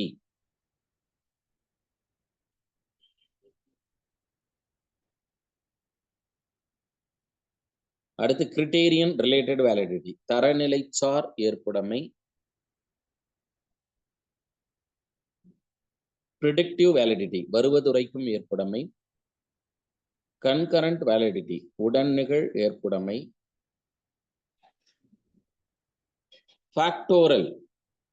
Factorial validity முகத்தோற்ற ஏற்புடைமை. இதெல்லாம் நம்ம ஏற்புடைமையின் மிக முக்கியமான வகைகளா நம்ம பார்க்கிறோம். முதலாவதாக இது பொருள் ஏற்புடைமையின் இயங்குத்தன்மையை குறைக்கிறது அல்லது இது பாடப்பொருளின் ஏற்புடைமையின் இயங்குத்தன்மையை குறிக்கிறது. எடுத்துக்காட்டாக ஆராய்ந்தறியும் திறன் ரீசனிங் எபிலிட்டி. இங்கிலீஷ் மீடியத்துல இல்லைன்னா நீங்க நோட் பண்ணிடுங்க sir. Types of validity constructed அப்படி. ஆராய்ந்தறியும் திறன் ரீசனிங் எபிலிட்டி. அளவிடும் சோதனையில் உள்ள உருபடிகள் ஐட்டம்ஸ்ன்றது அளவிடக்கூடிய சோதனையில் உள்ள உருபடிகள் அப்படின்றது. எடுத்துக்காட்டா சொல்லுங்க, எதை நம்ம அளவிடும் சோதனையில் உள்ள உருபடிகள் என்று சொல்றோம்? ஐட்டம்.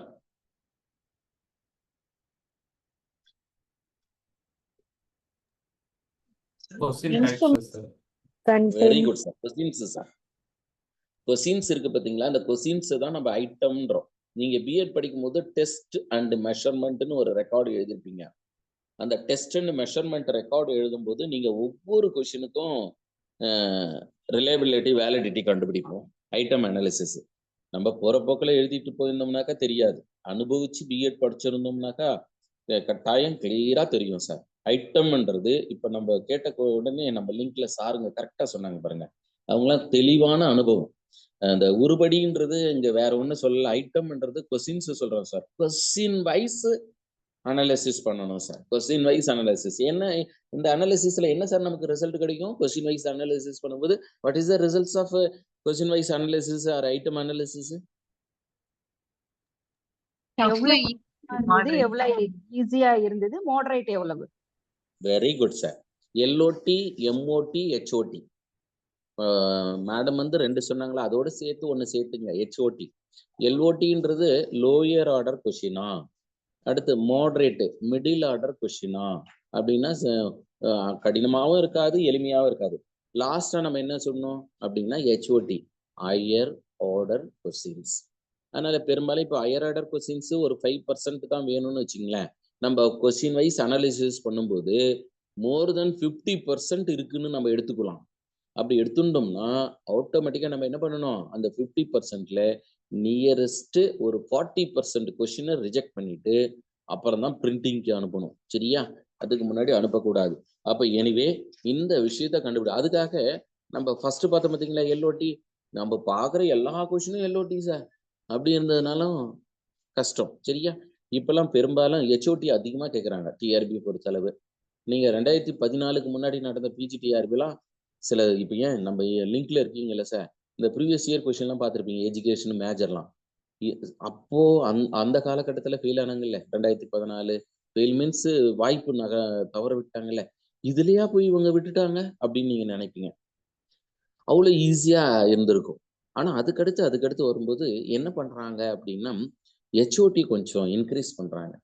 ஏன்னா 10% இருந்தது. நம்ம கூட பாருங்க இதுக்கு முன்னாடி வெறும் 8 யூனிட் படித்தோம். இப்போ என்ன பண்ணியிருக்காங்க 10 யூனிட்டா.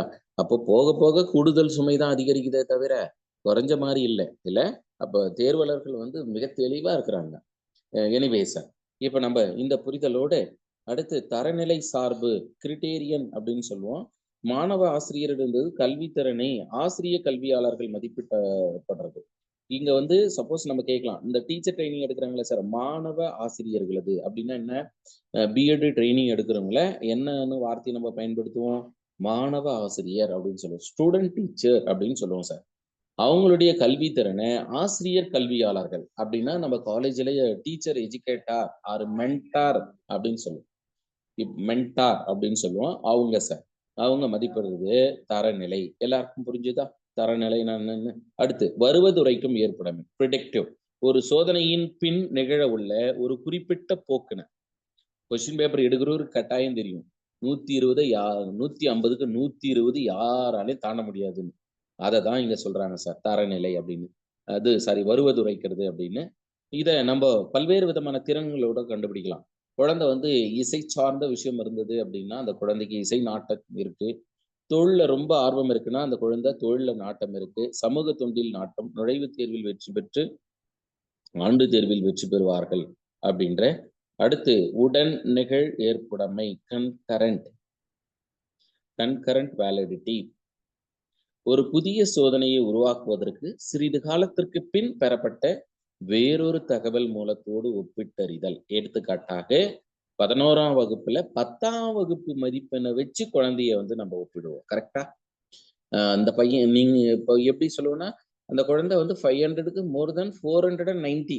அப்போ டெஃபினெட் நீ நீட் எழுதுனா சக்சஸ் ஆயிடுவப்பா.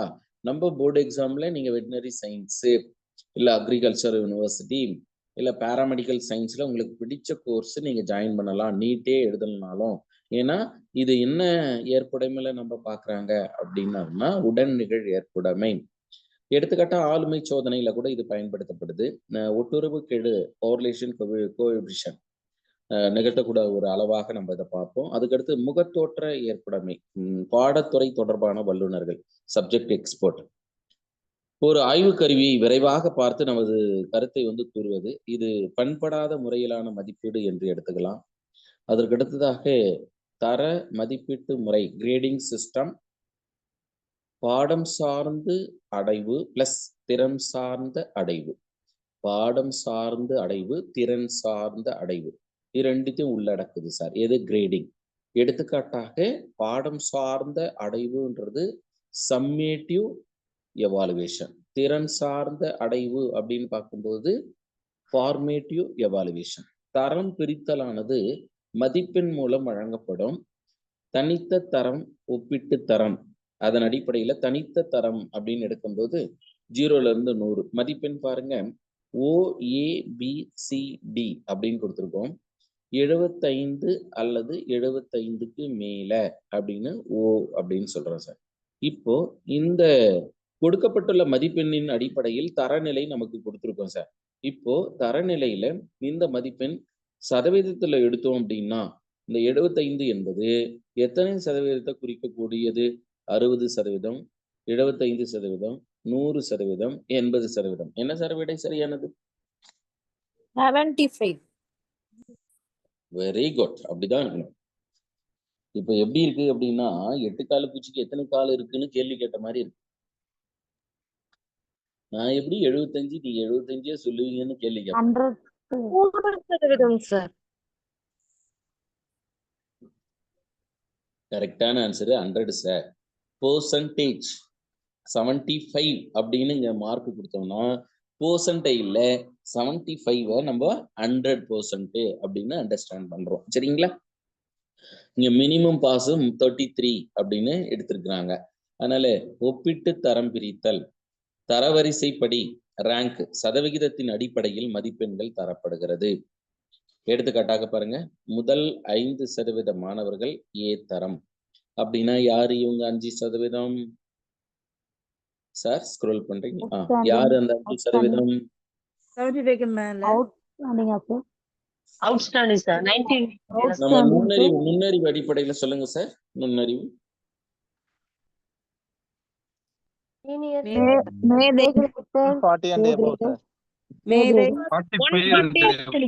சரி. நான் வேணா ஆப்ஷன் சொல்லட்டுமா? ஆப்ஷன் ஏ மீத்திறன் மிக்கவர்கள், ஆப்ஷன் பி அறிஞர்கள், ஆப்ஷன் சி சராசரிக்கும் மேம்பட்டவர்கள், ஆப்ஷன் டி சராசரியானவர்கள். மீத்திறன் மிக்கவர்கள். மிக்கவர்கள். இன்னொரு விஷயம் நீங்க கவனிங்க, கேட்கிறோம், நீங்க ஆன்சர் பண்ணுங்க அப்படின்னா அதுவும் வேலிடிட்டி ஏற்புடைமை சார். இல்ல சார் என்னால கொஸ்டின் பண்ண முடியல, கொஸ்டின்ஸ் நான் ஆன்சர் பண்ண முடியல, ஆனா நீங்க ஆப்ஷன் சொன்னா நான் சொல்லிடுவேன், இதுவும் வேலிடிட்டி சார். ரெண்டுமே 100% வேலிடிட்டி. மதிப்பெண்ணு கட்டாயம் உயர்த்தி தான் தரும், ஒன்றும் பிரச்சனை இல்லை. இல்ல நம்மளை பொறுத்தளவு சூஸ் த பெஸ்ட் ஆன்சர். எனவே இந்த புரிதலோடு பிஏ பி தரத்துல 10% அப்படின்னு கொடுத்துருக்கோம். தர மதிப்பீட்டு முறையின் பயன்கள் என்ன அப்படின்னு பாத்தீங்கன்னா, கற்றல் சார்ந்த நிறை குறைகளை காட்ட வல்லது. அங்க டைப்பிங் எரரு, நிறை குறை அப்படின்னு போடுங்க. Merits and demerits. அடுத்து உடனுக்குடன் கற்றல் விளைவுகளை கண்டுபிடிக்கலாம். Learning outcome. கற்றல் விளைவு என்றது லேர்னிங் அவுட்கம். லேர்னிங் அவுட்கம் எப்படி சார் கிடைக்கும் அப்படின்னா, based on the learning objectives. நாம் கற்றல் நோக்கம் என்ன வச்சிருக்கிறோமோ அதன் அடிப்படையில தான் கற்றல் விளைவு கிடைக்கும். அடுத்து 3, எந்த வகையான மாணவர்களுக்கு கற்றல் கற்பித்தல் முறை பெருமளவில் பயன்படுத்தப்படுகிறது என்பதை கண்டுபிடிக்கலாம். எந்த வகையான மாணவர்களே என்ன வகையான கற்றல், அங்க ஒரு மிஸ்டேக் ஆகியிருக்கு. எந்த வகையான மாணவர்களுக்கு என்ன வகையான கற்றல் கற்பித்தல் முறை. அடுத்து ஆற்றலை வளர்த்து கொள்ள பயன்படுகிறது, உயர்கல்விக்கு செல்ல உதவுகிறது, வேலை வாய்ப்பில் முன்னுரிமை.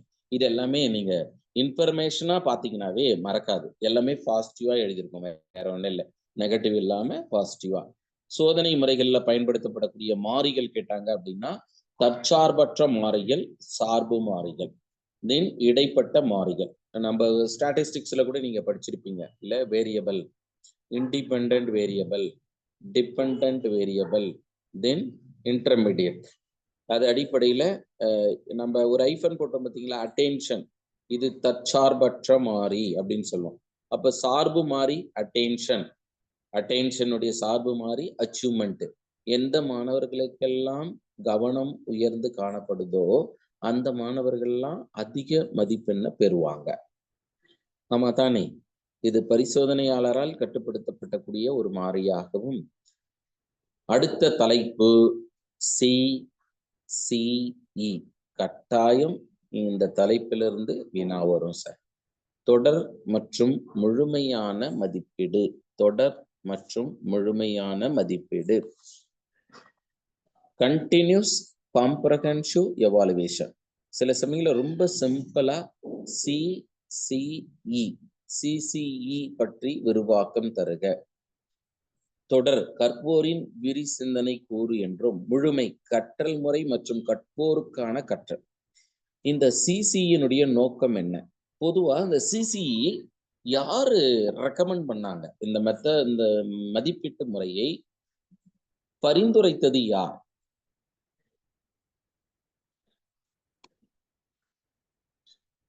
நான் வேணா ஆப்ஷன் சொல்லட்டுமா?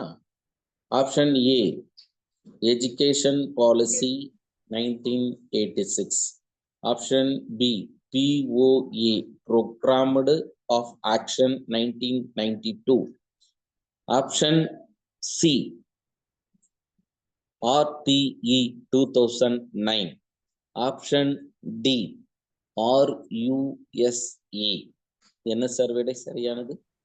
Sir second option sir. Second option. Sir RTE சரிங்க சார். T 2009 sir. 2009. சரியான விடை என்ன தெரியுங்களா? மேடம் ஒருத்தர் சொல்லிட்டாங்க. RTE sir. Right to education 2009. RTE தான் என்ன பண்ணாங்கன்னா ரெக்கமெண்ட் பண்ணாங்க. யாரு? CCE. அதனால CCE நம்ம கேட்கலாம். இதனுடைய நோக்கம் என்ன தெரியுங்களா? ஒட்டுமொத்த வளர்ச்சியை மதிப்பிடுது. என்னென்ன? அறிவு, மனவீழ்ச்சி, உல இயக்கம். இதை சொன்னது யாரு? ப்ளூம். அடுத்து மனப்பாடம் செய்தலை தவிர்க்கணும். அப்ப ரோட் மெமரிக்கு இங்க இடம் இல்லை. கண்டினியூஸ் காம்ப்ரஹென்சிவ் எவாலுவேஷன்ல ரோட் மெமரிக்கு இடம் இல்லை. ஒரு இன்டர்வியூ மெத்தட் வச்சோம்னா ரோட் மெமரி இருக்கலாம். அடுத்து கற்றல் கற்பித்தல் தொடர் செயல்பாடுகள்ல மதிப்பாய்வு ஒருங்கிணைக்கிறது. அப்படின்னா என்ன? எடுத்துக்காட்டா ஒரு குழந்தை 7ஆம் வகுப்பு படிக்கிறான். அவனுக்கு CCE நம்ம கண்டக்ட் பண்ணணும்னு வச்சுங்களேன். முதல்ல என்ன தெரியுமா பண்ணணும்? யாராவது சொல்ல முடியுமா? 7ஆம் வகுப்பு ஒரு CCE போட்டீங்கன்னா என்ன சார் போடுவீங்க? ஃபார்மேட்டிவ் போடுவீங்க. அதுக்கப்புறம் ப்ரீவியஸ் நாலேஜ் இருக்கான்னு பார்ப்பீங்க. Very good. அப்புறம் சரி சார், இப்போ நம்ம நேரடியா வந்துடலாம் சார். என்ன பண்ணுவோம் சார்னா, FA test 1, FA 2 sir. Formative assessment 1, formative assessment 2.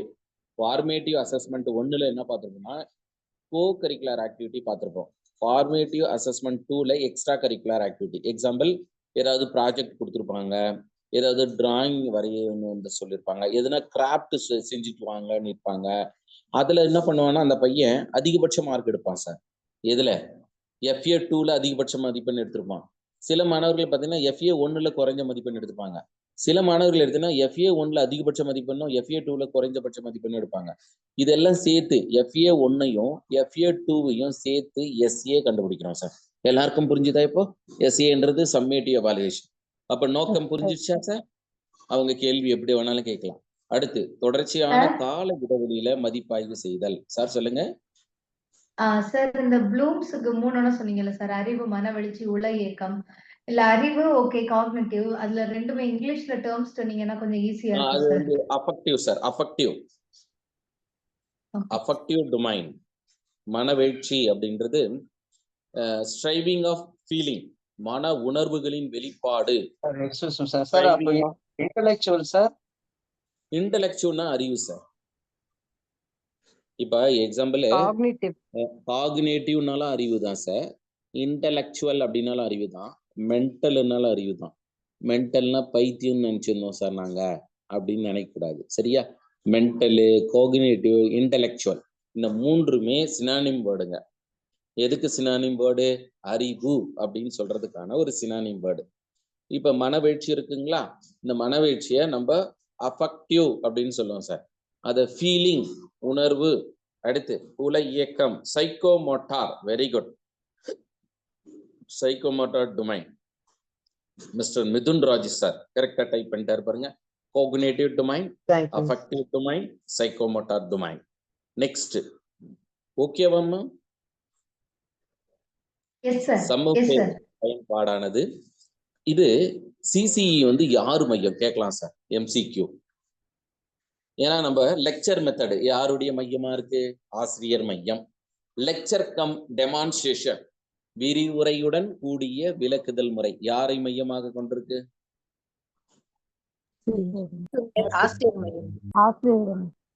ஆசிரியர் மையமா? விரிவுரை முறை வந்து ஆசிரியர் மையம் சார். மாணவர்களை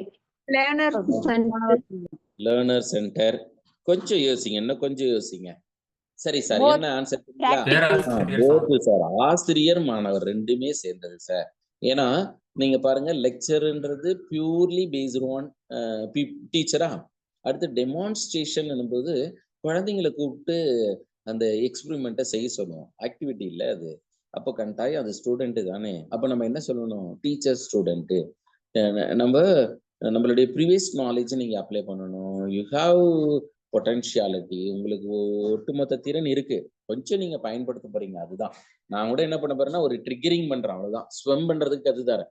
நீங்க தான் வந்து லைக் நேச்சர் ஆஃப் த ஸ்விம்மிங்கை நீங்க அண்டர்ஸ்டாண்ட் பண்ணணும். நீங்க ஸ்விம் பண்ண போறது ஓஷனா இல்ல ஃபாண்டா ஆறு லேக்கா ஆறு ரிவரா அப்படின்னு நீங்க தான் டிசைட் பண்ணணும். சரியா? அக்டோபர் 12 நீங்க ஸ்விம் பண்ண போறது எது அப்படின்னாக்கா ஓஷன், கடல். அந்த கடல்ல அழகா சிஸ்டமேட்டிக்கா ஸ்விம் பண்ணுங்க. டெஃபினட் 150 ரீச் பண்ணிடலாம். சரியா? இந்த புரிதலோடு இப்ப இங்க மாணவர் மையம்.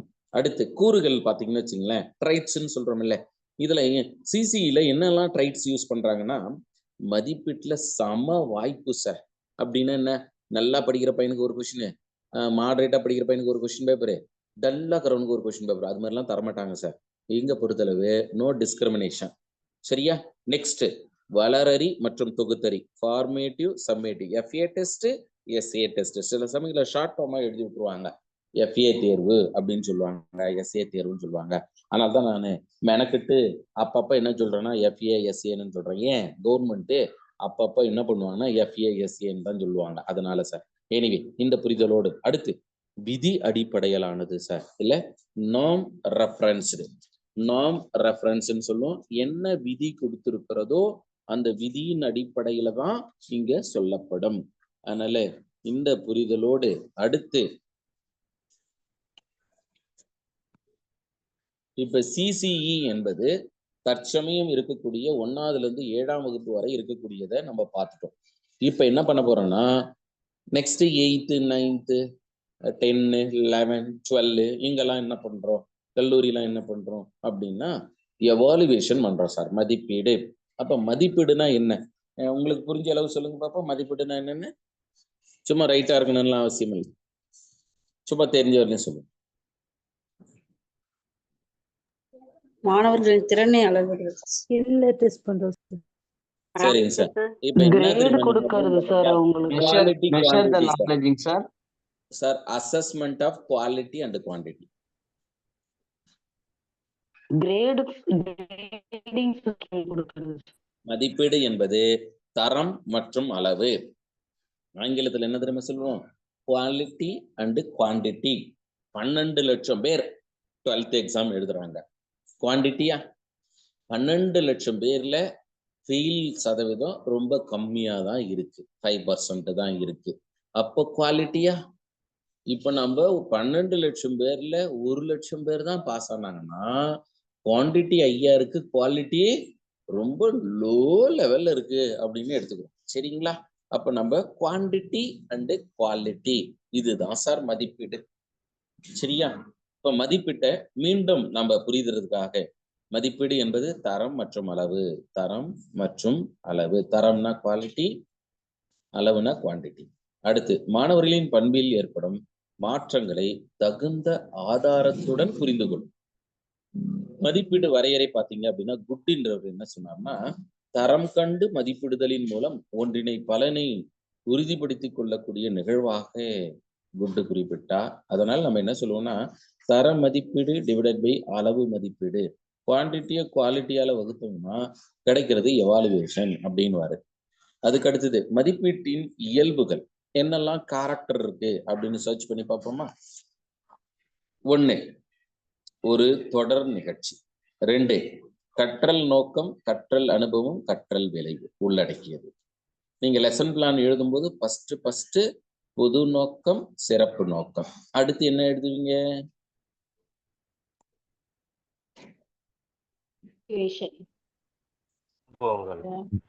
லெசன் பிளான் எழுதுனீங்க இல்ல சார்? அப்ப பொது நோக்கம்னு எழுதுனீங்களா? அடுத்து சிறப்பு நோக்கம்னு எழுதுனீங்களா? அதுக்கு அடுத்து என்ன சார் எழுதுனீங்க? சரிங்க சார். எப்படி எவாலுவேஷன் போயிருப்போங்க? லாஸ்ட் தானே எவாலுவேஷன். சரி சார். இந்த புரிதலோடு இப்ப நம்ம முதல்ல பாருங்க, பொது நோக்கம், சிறப்பு நோக்கம் சார். அடுத்து என்ன தெரியுமா எழுதுவோம்? கற்றல் விளைவு எழுதுவோம் சார், லேர்னிங் அவுட்கம். அதுக்கு அடுத்தது கற்றல் அனுபவங்கள், அதுதான் கண்டென்ட் சார். சரியா? நம்ம கண்டென்ட் ஃபுல்லா கம்ப்ளீட்டா நீங்க 4ஆ பிரிச்சிருப்பீங்களே லெசன் பிளான் எழுதும் போது. 4ஆ பிரிச்சதுல ஃபர்ஸ்ட் காலத்தை என்ன எடுத்திருப்பீங்கன்னா நோக்கக்கூறுகள் அப்படின்னு எடுத்திருப்பீங்க. அதை வந்து அப்ஜெக்டிவ்ஸ். அடுத்த காலத்தை கண்டென்ட்னு எழுதிருப்பீங்க, பாடப்பொருள். அதுக்கு அடுத்தது லேர்னிங் எக்ஸ்பீரியன்ஸ், கற்றல் அனுபவங்கள் அப்படின்னு எழுதுனீங்களா சார்? இந்த கற்றல் அனுபவம்ன்றது யாருடைய activities? Option A option B people, option C A and B, option D content. A and B. Very good sir. A and B. Student மட்டும் இல்லை சார், ஆசிரியரும் சேர்ந்துதான். மேடம் ஒருத்தர் சொன்னாங்க பார்த்தீங்களா, ஏ அண்ட் பி. இப்போ ஏன் நம்ம இவ்வளோ பேசுறோம் சார்னா, இதெல்லாம் மெமரி கிடையாது, சரிங்களா? இதெல்லாம் நம்ம மெமரி பண்ணி இது என்னத்த நம்ம அங்க கேட்குற கேள்வி இதெல்லாம் ஆன்சர் பண்றது இல்லை. நம்ம மெமரி எதை பண்ணுவோம்? தியரிஸை மெமரி பண்ணலாம், லாஸை மெமரி பண்ணலாம். இப்போ நீங்க ஸ்டாட்டிஸ்டிக்ஸ் ஃபார்முலா இருக்கா, மெமரி பண்ணுவீங்க. X bar is equal to sigma x divided by n அப்படின்னு நீங்க மெமரி பண்ணியிருப்பீங்க இல்ல. அப்ப நம்ம எங்க மெமரி பண்ணணும் அங்கதான். மற்றது எல்லாத்தையும் நம்ம புரிதல் தானே. அப்ப புரிதல்ல, அதனால தான் உங்களுக்கு லெசன் பிளானை நான் கார்லேட் பண்ணி விட்டேன். அதனால பாருங்க, இந்த மூன்றையும் உள்ளடக்கியது தான் மதிப்பீடு அப்படின்னும். இது மதிப்பீடு செய்ய முழுமையானது எது தெரியுங்களா? கற்றல் நோக்கங்கள், கற்றல் அனுபவங்கள், கற்றல் விளைவுகள். தரம் மற்றும் அளவை உள்ளடக்கியது. தரம் மற்றும் அளவு. அதுக்கடுத்து மதிப்பீடு முடிவுகள் இல்ல, மதிப்பீட்டு யுக்திகள் தேர்வுகள் டெஸ்ட் வைக்கலாம். அதுல மதிப்பீட்டு யுக்திகள்னு பாத்தீங்கன்னு வச்சுங்களேன், யுக்திகளான அது அந்த இடத்துல நீங்க கமா போட்டுங்க சார். மதிப்பீடு முடிவுகள் எப்படி பெறப்படுது? மதிப்பீடு யுக்திகளா, யுக்தி இங்கிலீஷ்ல என்ன சொல்லுவோம்னா டிப்ஸ் ஆஃப் எவாலுவேஷன். அங்க என்ன பண்ணுங்கன்னா ஒரு கமா வேணா ஐஃபன் போடுங்க, ஐஃபன் போடுங்க. மதிப்பீடு முடிவுகள், மதிப்பீட்டு முடிவுகள், மதிப்பீடு யுக்திகள் ஆன டேஷ் தேர்வுகள். 1 தேர்வுகள், 2 தர அளவுகோல் ரேட்டிங் ஸ்கேல், 3 சரிபார்க்கும் பட்டியல் செக்லிஸ்ட், 4 திரள் பதிவேடு. இப்ப நம்ம ஏற்கனவே ரேட்டிங்னா என்னன்னு தெரியும், சரிபார்க்கும் பட்டியல்னா என்னன்னு தெரியும், தேர்வுனா என்னன்னு தெரியும். இப்ப திரள் பதிவேடுனா என்ன? திரள் பதிவேடுனா என்ன சார்? கியூமுலேட்டிவ் ரெக்கார்ட்னா நம்ம ஏற்கனவே சைக்காலஜி படிக்கும் போது படிச்சோம். ரெக்கார்டிங் அகாடமிக் அண்ட் நான் அகாடமிக் ஆக்டிவிட்டிஸ். மாணவர்களுடைய பாட மற்றும் இணை செயல்களை பதிவு செய்யக்கூடிய பதிவேட்டுக்கு பேரு திரள் பதிவேடு. மாணவர்களின் முன்னேற்றத்தை சுட்டி காட்டும் சார் மதிப்பீடு. கற்பிக்கும் எல்லையை புரிஞ்சுக்கலாம் சார். இதுக்கு மேல இப்போ நடத்தணும்னாக்கா வாய்ப்பில்லை அப்படின்னு இல்ல. கல்வியில் வழிகாட்ட, கல்வியில வழிகாட்டுதல் மற்றும் 3 வகை என்னென்ன?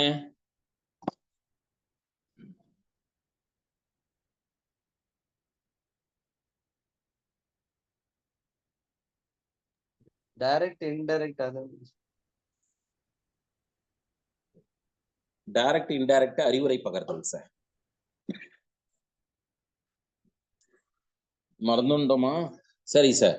வழிகாட்டுதல் என்றது கல்வியில் வழிகாட்டல், தனிநபர் வழிகாட்டல் இல்ல, individual guidance, educational guidance, one more vocational guidance, தொழில் வழிகாட்டல். புரிஞ்சுதா சார்? 3 தான்.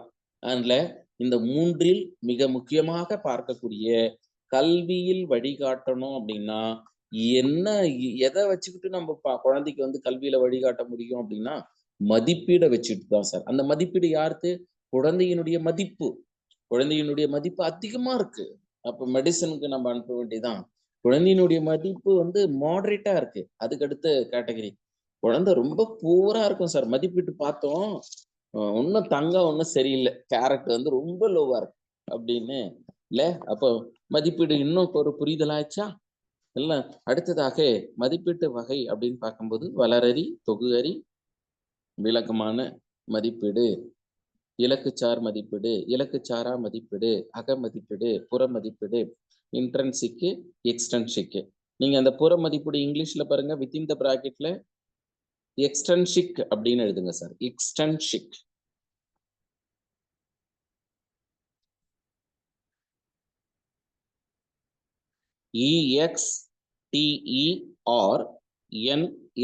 EXTERNSIC, எக்ஸ்டன்ஷிக்.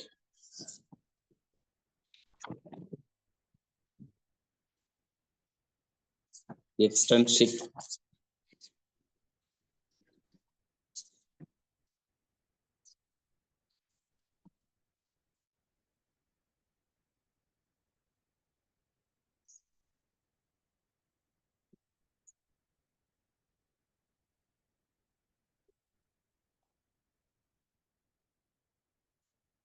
இப்ப நம்ம ஒவ்வொரு மதிப்பீட்டு முறையாக பார்க்கிறோம். முதலாவதாக வளரறி மதிப்பீடு. இதை வளரறி மதிப்பீடுன்னு சொல்லலாம், அல்லது உருவாக்கும் மதிப்பீடு. ஏற்கனவே நான் சொன்னேன் உருவாக்கும் மதிப்பீடு. என்ன உருவாக்கம்? குழந்தையினுடைய கற்றலை. வகுப்பறை கற்பிப்பின் போது மாணவர்களின் வளர்வினை அறிவதற்கான அளிக்கப்படும் செயல்பாடு, அதுதான் என்னன்னு சொல்றோம்? வளரறி மதிப்பீடு. கற்றல் நடைமுறையில் தொடர்ச்சியாக நடைபெறக்கூடிய முறை எது அப்படின்னு கேட்டுட்டு, ஆப்ஷன் ஏவில் ஃபார்மேட்டிவ், ஆப்ஷன் பியில் சம்மேட்டிவ், ஆப்ஷன் சிவில் இல்லுமினேட்டிவ், ஆப்ஷன் டியில் கோல் பேஸ்டு. என்ன சார் விடை சரியானது? Formative. Very good sir. இப்போ நம்ம புரியுது ஆயிஷா, உடனே இந்த மெட்டீரியல் நீ எழுதி இந்த நீ எங்கேயாவது கரெக்டாக இருந்தது அப்படின்லாம் கேட்கக்கூடாது. வகுப்பறை கற்பிப்பின் போது மாணவர்களின் வளர்வினை அறிவதற்காக அளவிடப்படக்கூடிய செயல்பாடுகள் அப்படின்னு நான் வரையறை எழுதியிருக்கேன். இதை எப்படி கேள்வி கேட்கலாம் அப்படின்னா, கற்றல் நடைமுறையில் தொடர்ச்சியாக நடைபெறக்கூடிய மதிப்பீடு எது அப்படின்னு கேட்கலாம் இல்ல? Sir excuse me sir. கேளுங்க மேம். சார் இங்கிலீஷ்லயும் கொஸ்டின்ஸ் அது டேர்ம்ஸ் எல்லாம் சொல்லுங்க சார். தமிழ்ல தெரியாது சார், எனக்கு அண்டர்ஸ்டாண்டிங் கஷ்டமா இருக்கு. டேர்ம்ஸ் அண்டர்ஸ்டாண்ட் பண்ண கஷ்டமா இருக்கு. இல்ல அதுதான் நம்ம பெரும்பாலும் இங்கிலீஷ்ல எழுதியிருக்கேன் பாருங்க. பெரும்பாலும் இங்கிலீஷ்ல எழுதியிருக்கேன் வளரறி மதிப்பீடு.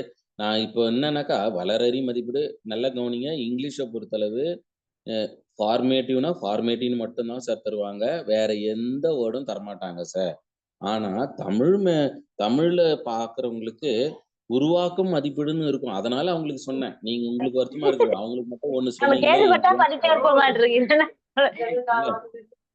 மேடம் என்ன நினைக்கிறாங்கன்னா, நமக்கு ஒண்ணு இங்கிலீஷ்ல இது மாதிரி சொல்லி அந்த ஆளு அப்படின்னு நினைக்கிறாங்க. இங்கிலீஷ்ல மாற்றம் இல்லை சார், சரிங்களா? ஃபார்மேட்டிவ் தான். டிரான்ஸ்லேட் பண்ணும்போது என்ன பண்ணுவாங்க அப்படின்னாக்கா, வளரறி அப்படின்னு சொல்லிட்டு தமிழ்ல, அல்லது உருவாக்கும் அப்படின்னு கொடுத்துருவாங்க. அதை தான் நம்ம சொல்றோம், சரிங்களா?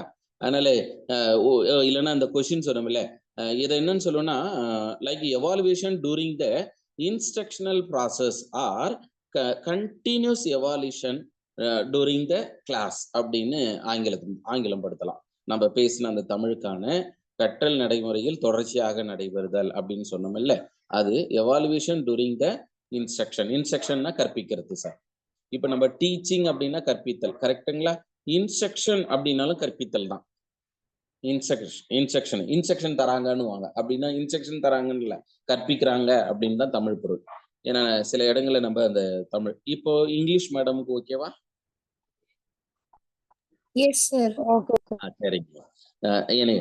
நெக்ஸ்ட் பாருங்க, நமக்கு வளரறி அப்படின்னா என்ன அப்படின்னு பாத்துறோம் சார். இது வந்து தேர்ச்சி தொடர்பானது அப்படின்னு சொல்றோம். தேர்ச்சி அப்படின்றது இங்க என்ன மீன் பண்றோம்? அச்சீவ்மெண்ட். இந்த அச்சீவ்மெண்ட் ரிலேட்டடு ஃபார்மேட்டிவ் அசஸ்மெண்ட். அப்ப formative assessment related with achievement, அடைவோடு சார்ந்தது. தேர்ச்சி அல்லது அடைவு, தேர்ச்சின்னு சொல்லலாம். சக்சஸா தேர்ச்சி, அடைவு. அடுத்து இந்த வளரறி மதிப்பீட இங்கிலீஷ் மீடியத்துல இதை எழுதியிருக்க மாட்டோம்னு நினைக்கிறேன். ஆனா தமிழுக்கு என்ன பண்ணோம்னாக்கா, ஒரு புரிதலுக்காக எழுதணும்.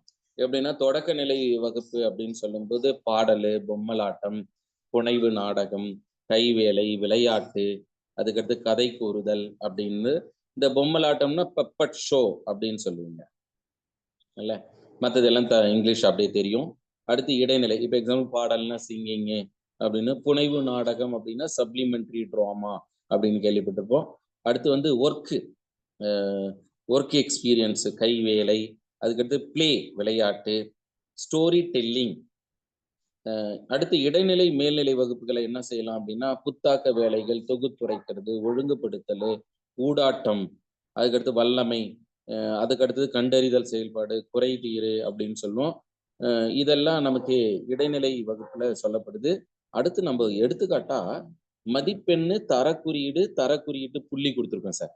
நீங்க வந்து டேபிளேஷன் போட்டிருப்பீங்கல்ல, ஹியூமுலேட்டிவ் டேபிளேஷன் போட்டீங்க ஜுவாலஜில, ஸ்டாட்டிஸ்டிக்ஸ்ல, அதை அப்படியே இங்க கார்லேட் பண்ணுங்க. இப்போ இங்க என்ன டைப் ஆஃப் கிளாஸ் கொடுத்துருக்கோன்னு சொல்ல முடியுமா? மதிப்பெண்கள் வந்து கிளாஸ் இன்டர்வெல்லா? என்ன type of class interval? Continuous. அதுல ஸ்பெசிபிக்கா Inclusive, sir.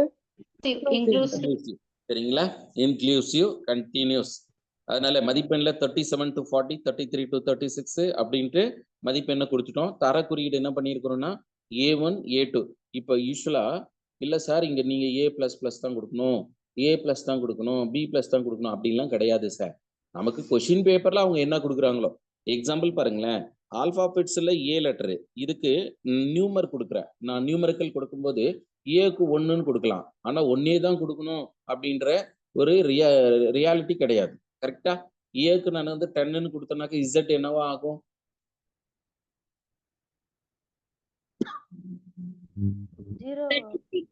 0 ஆயிடுமா? இசட்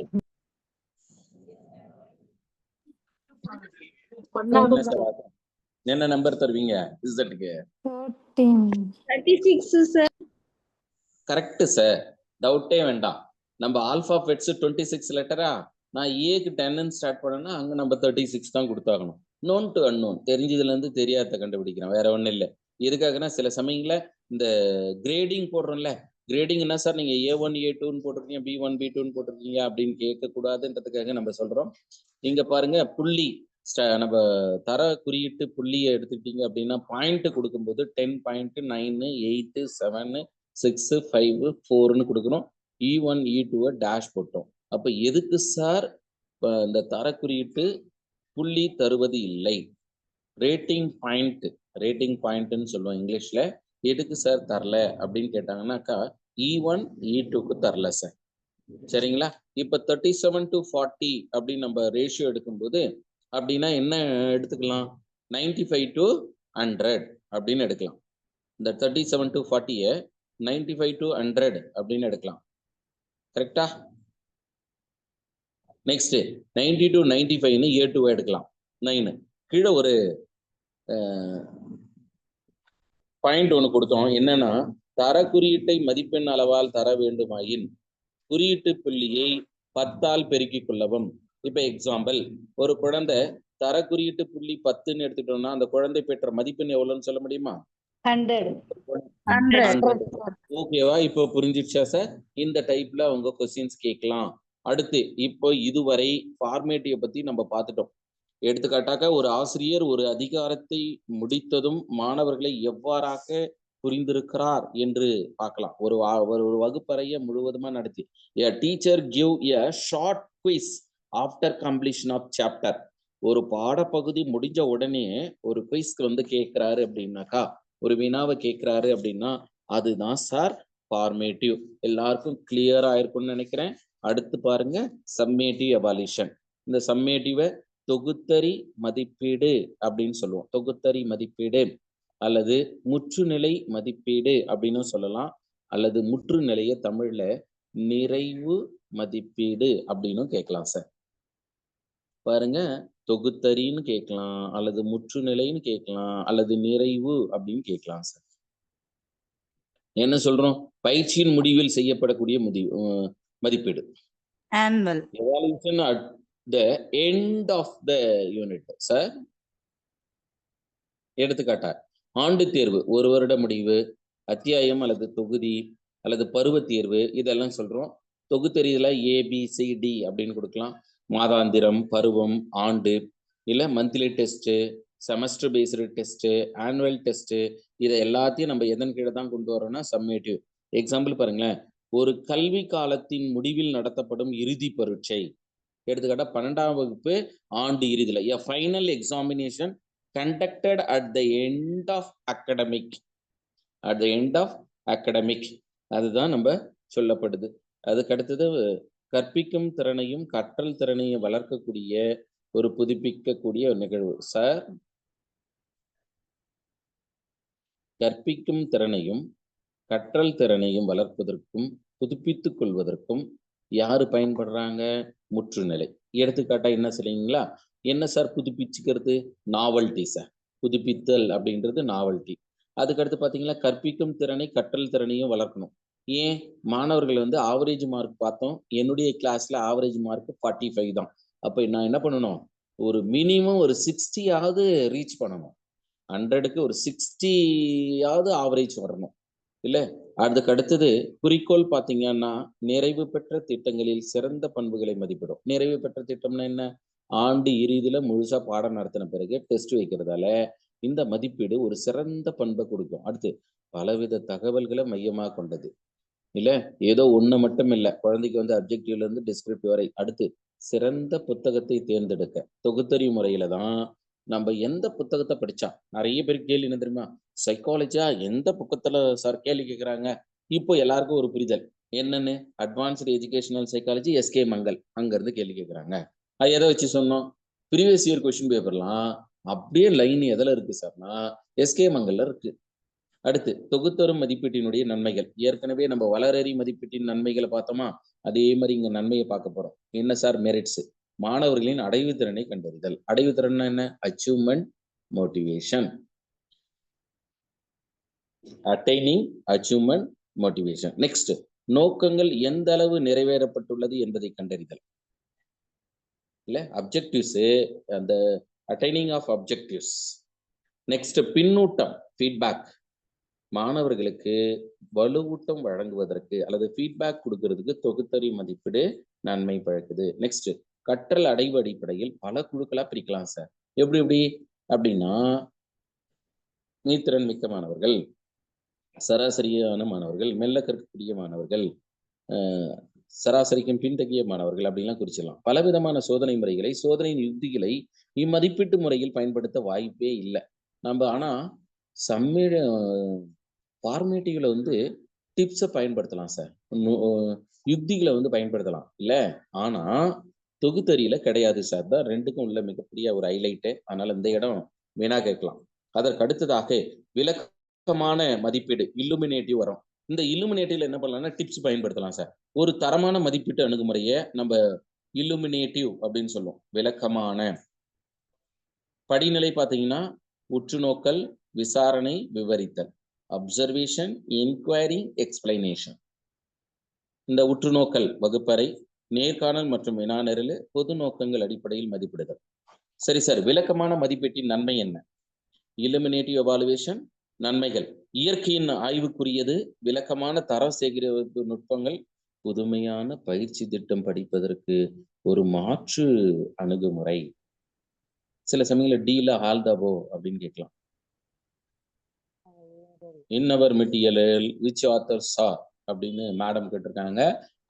ஃபர்ஸ்ட் ஒன்று advanced educational psychology SK Mangal. Next educational psychology doctor S Chauhan. Next educational psychology JC Aggarwal. Next கல்வி உளவியல் நாகராஜன். ஓகேவா? தென் குறைபாடு, லிமிட்டேஷன் குறிக்கோளுக்கு வரும். குறிக்கோள் அப்படின்றது கோல் பேஸ்டு எவாலுவேஷன், நவீன கல்விக்கு ஏற்றது. ஏன்னா ஏன் இப்போ இன்ஜினியரிங் செக்டார்ல எதை தேர்ந்தெடுக்கிறாங்க நிறைய பசங்க அப்படின்னு பார்த்தீங்கன்னா, ஏஐ தேர்ந்தெடுக்கிறாங்க, சைபர் செக்யூரிட்டிஸ் தேர்ந்தெடுக்கிறாங்க இல்லை. அப்போ ஏன்னா இதெல்லாம் ரொம்ப அட்வான்ஸா இருக்கு. குறிக்கோள் நவீன கல்விக்கு ஏற்றது, தனிப்பட்ட காரணியிலிருந்து விடுபட்டவை, தேர்வாளர்களின் மனநிலை மதிப்பெண்ணை எந்த வகையிலும் பாதிக்காது சார். இந்த சோதனை பொருள் கற்பவர் பாடத்தில் முழுமையாக இருக்க உதவும், நம்பகத்தன்மை கொண்டது, தேர்ந்தெடுத்து எழுதுதல், அப்ஜெக்டிவ் டைப்பு, உருப்படிகளை கொண்டது. அப்ப குறிக்கோள் வகை சோதனை தான் நம்ம எழுதுறது சார். சரிங்களா? நம்ம எழுதுறது வந்து குறிக்கோள் வகை சோதனை. அதனால அப்ஜெக்டிவ் டைப்பு எழுதுறோம் பார்த்தீங்களா, இது என்ன வகையான எவாலுவேஷன் அப்படின்னு கேட்டாங்கன்னு வச்சுங்களேன், குறிக்கோள் வகை. இவ்வகை தேர்வுக்கு அதிக ஆர்வம் காட்டுவார்கள். அதுக்கடுத்து மாணவர்கள் வந்து ஊக்கப்படுத்தப்படுது. அப்ஜெக்டிவ் டைப்ன்றதால பிஎட் யாரெல்லாம் முடிச்சாங்களோ அவங்க எல்லாமே அப்ளை பண்ணுவாங்க. ஆனா இவங்க எல்லாருமே ப்ரிப்பேர் பண்ணவங்களானா கேள்விக்குறி சார். சரிங்களா? ஒரு 20,000 பேர் அப்ளை பண்ணாங்க அப்படின்னாக்கா அதுல 2,000 பேர் தான் ப்ரிப்பேர் பண்ணுவாங்க. அதுல பர்ஃபெக்டா ப்ரிப்பேர் பண்றவங்க அதிகபட்சமா 500 தான் சார். என்ன சார் இவ்வளோ சிம்பிளா சொல்லி விட்டீங்க? ஆமா சார். சரியா?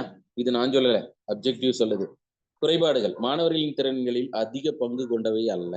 ஏன்னா சில சமயங்கள எதிர்மறையான முடிவுகள் கிடைக்குது. திறமைசாலிகள் எல்லாம் வெளியவும், அதிர்ஷ்டசாலிகள் எல்லாம் உள்ளவும். மாணவர்களின் ஒப்பீடு செய்ய வாய்ப்பே இல்லை. விழுமங்களை கொண்டது கிடையாது. True or falls. கற்றல் சிரமங்களை கண்டறிய இயலாது. இவை அகவயத்தன்மை கொண்டவை. இவை அகவய தன்மையை கொண்டவை. அடுத்த மதிப்பீடு புறவய சோதனை எளிய நினைவு கூர் வகை. அங்க நனைவுன்னு போட்டிருக்கீங்களா, டைப்பிங் எரரு. நினைவு கூர் வகை, சரியான விடையை கண்டறிதல், கோடிட்ட இடத்தை நிரப்புதல், பொருத்துக, சரியா தவறா, இனம் கண்டறிதல். இதெல்லாம் நம்ம பார்க்குறோம் பார்த்தீங்களா, அதுதான். அடுத்து இப்ப என்ன பார்க்க போறோம்னா, சோதனையை எப்படி சார் கன்ஸ்ட்ரக்டிங் பண்றோம், அச்சீவ்மெண்ட் டெஸ்ட்டை எப்படி நம்ம உருவாக்குறோம் அப்படின்ற ஒரு புரிதல். இப்ப எப்படி உருவாக்குறோம்னா, முதல்ல கன்ஸ்ட்ரக்டிங் எ டெஸ்ட், சோதனையை தயாரிப்பதற்கு திட்டமிடணும். திட்டமிட்டாவே பாதி வெற்றி அடைந்ததுக்கு சமம் சார். இல்ல, நம்ம எந்த பாடப்பொருளை எடுக்க போறோம், என்ன வகையான நோக்கங்களை கண்டறிய போறோம், மாணவர்கள் என்ன வகையான எதிர்கால செயலுக்கு போறாங்க, இது எல்லாத்தையும் மையப்படுத்தி தான் திட்டமிடணும். அடுத்து சோதனையை தயாரிக்கணும், பிளானிங் பிளான். இப்போ கன்ஸ்ட்ரக்டிங் பண்ணி பிளானிங், நெக்ஸ்ட் ட்ரையிங் அவுட், சோதனையை செயல்படுத்துறது, இறுதியாக அந்த சோதனையை நம்ம என்ன பண்ணணும், எவால்வேட் பண்ணணும். அடுத்ததாக இலக்கு சாரா மதிப்பீடு, கோல் ஃப்ரீ எவாலுவேஷன். புறவய சோதனையில் எக்ஸ்டென்ஷிப் டெஸ்ட், ஒரு வினாவிற்கு ஒரே விடை என்ற வகையில் மதிப்பீட்டாளரை பொறுத்து மதிப்பெண் மாறாமலும் இருக்கும் வகைக்கு பேரு எக்ஸ்டென்ஷிப். இது குறிப்பிட்ட கால வரம்புக்குள் பதிலளிக்கலாம். நிறைகள் அப்படின்னு பாத்தீங்கன்னு வச்சுக்கோங்களேன் சார், நண்பகத்தன்மை மிகுதியா இருக்கும், குறுகிய காலகட்டத்தில் விடையளிக்கும், சோதனை நடத்துவதை விடையும் திருத்துவதும் எளிது, ஆசிரியரின் விருப்பு வெறுப்பு, விடுப்பு வெறுப்புன்னு இருக்குங்களா, அங்க விருப்புன்னு எழுதுங்க சார், விருப்பு வெறுப்பு. நாம் கூட அகநோக்கு முறை அப்படின்னா என்னன்னு படிச்சிருப்போம்னா, உள்ளத்தில் உள்ளவற்றை உள்ளவாறே விருப்பு வெறுப்பின்றி பகுத்தாராய்தல். விருப்பு வெறுப்பு, நம்ம கொஸ்டின் பேப்பர் செட் பண்ணும்போது விருப்பமும் இருக்கக்கூடாது, வெறுப்பும் இருக்கக்கூடாது.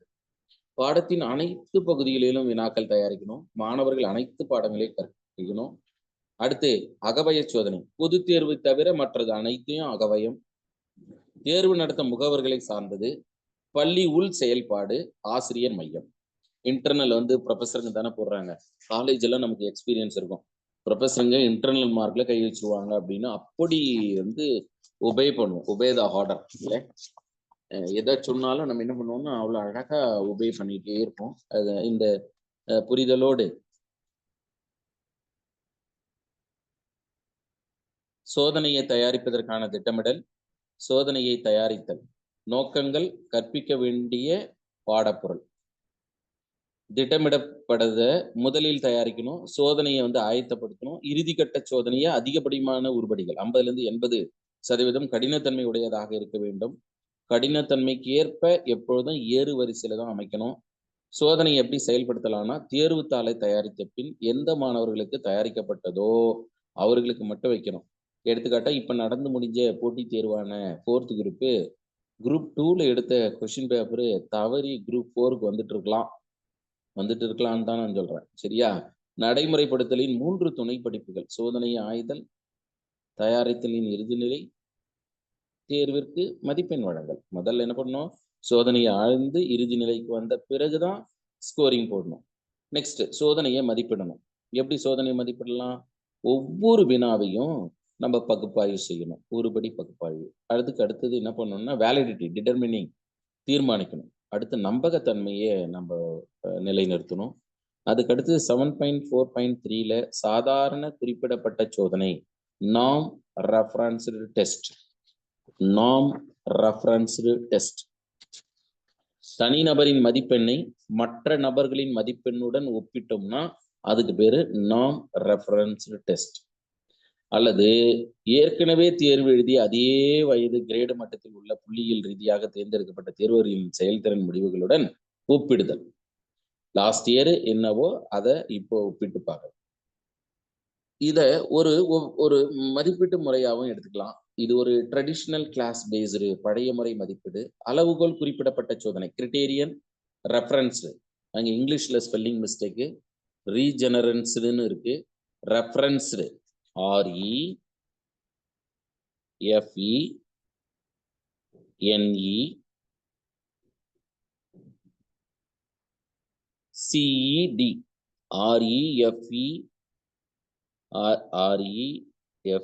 REFERENCED reference.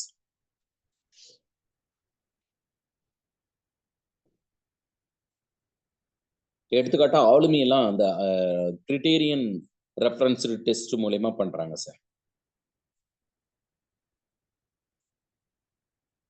கற்றல் தரங்களின் நிலையான தொகுப்பிற்கு எதிராக மாணவர் செயல்திறனை அளவிட வடிவமைக்கப்படுகிறது. மாணவர்கள் தங்கள் கல்வியின் ஒரு குறிப்பிட்ட கட்டத்தில் என்ன தெரிந்து கொள்ள வேண்டும், என்ன செய்ய முடியும் என்பதை எழுதப்பட்ட ஒரு விளக்கம் அப்படின்னு எடுத்துக்கலாம். ஒரு அளவுகோல் குறிப்பிட்ட சோதனையானது மூல மதிப்பெண்கள் சில முன்னரே தீர்மானிக்கப்பட்ட தரத்துடன் ஒப்பிடப்படுதல். அடுத்து விதிமுறை அல்லது நெறிமுறை குறிப்பிடப்பட்ட மதிப்பெண்களின் பயன்பாடுகள். இதுல வரம்புகள் அப்படின்னு பார்த்தோம்னா மாணவர்களை ஒப்பிட்டு கண்டறிதல், மன இறுக்கம் அது ஆட்டிசம்னு இருக்கு இங்கிலீஷ்ல, ஸ்ட்ரைக் அவுட் பண்ணுங்க. டென்ஷன்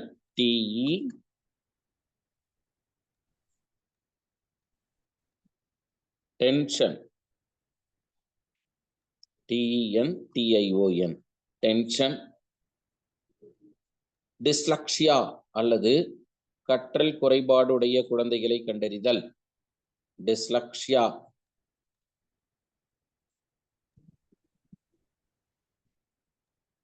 டிஸ்லக்ஷியான்றது ஒரு கற்றல் குறைபாடு. ஆனா நம்ம சிலபஸ்ல டிஸ்லக்ஷியா, டிஸ்கிராபியா, டிஸ்பேசியா திறமையான மாணவர்களை கண்டுபிடிக்க மாணவர்களின் திறன்கள் வெளிப்பட வேண்டிய அவசியம் இல்லை. சார் சொல்லுங்க. இதுல ஸ்லோ லேர்னர்ஸ் இதுல வருவாங்களா சார், இல்ல வரமாட்டாங்களா சார்?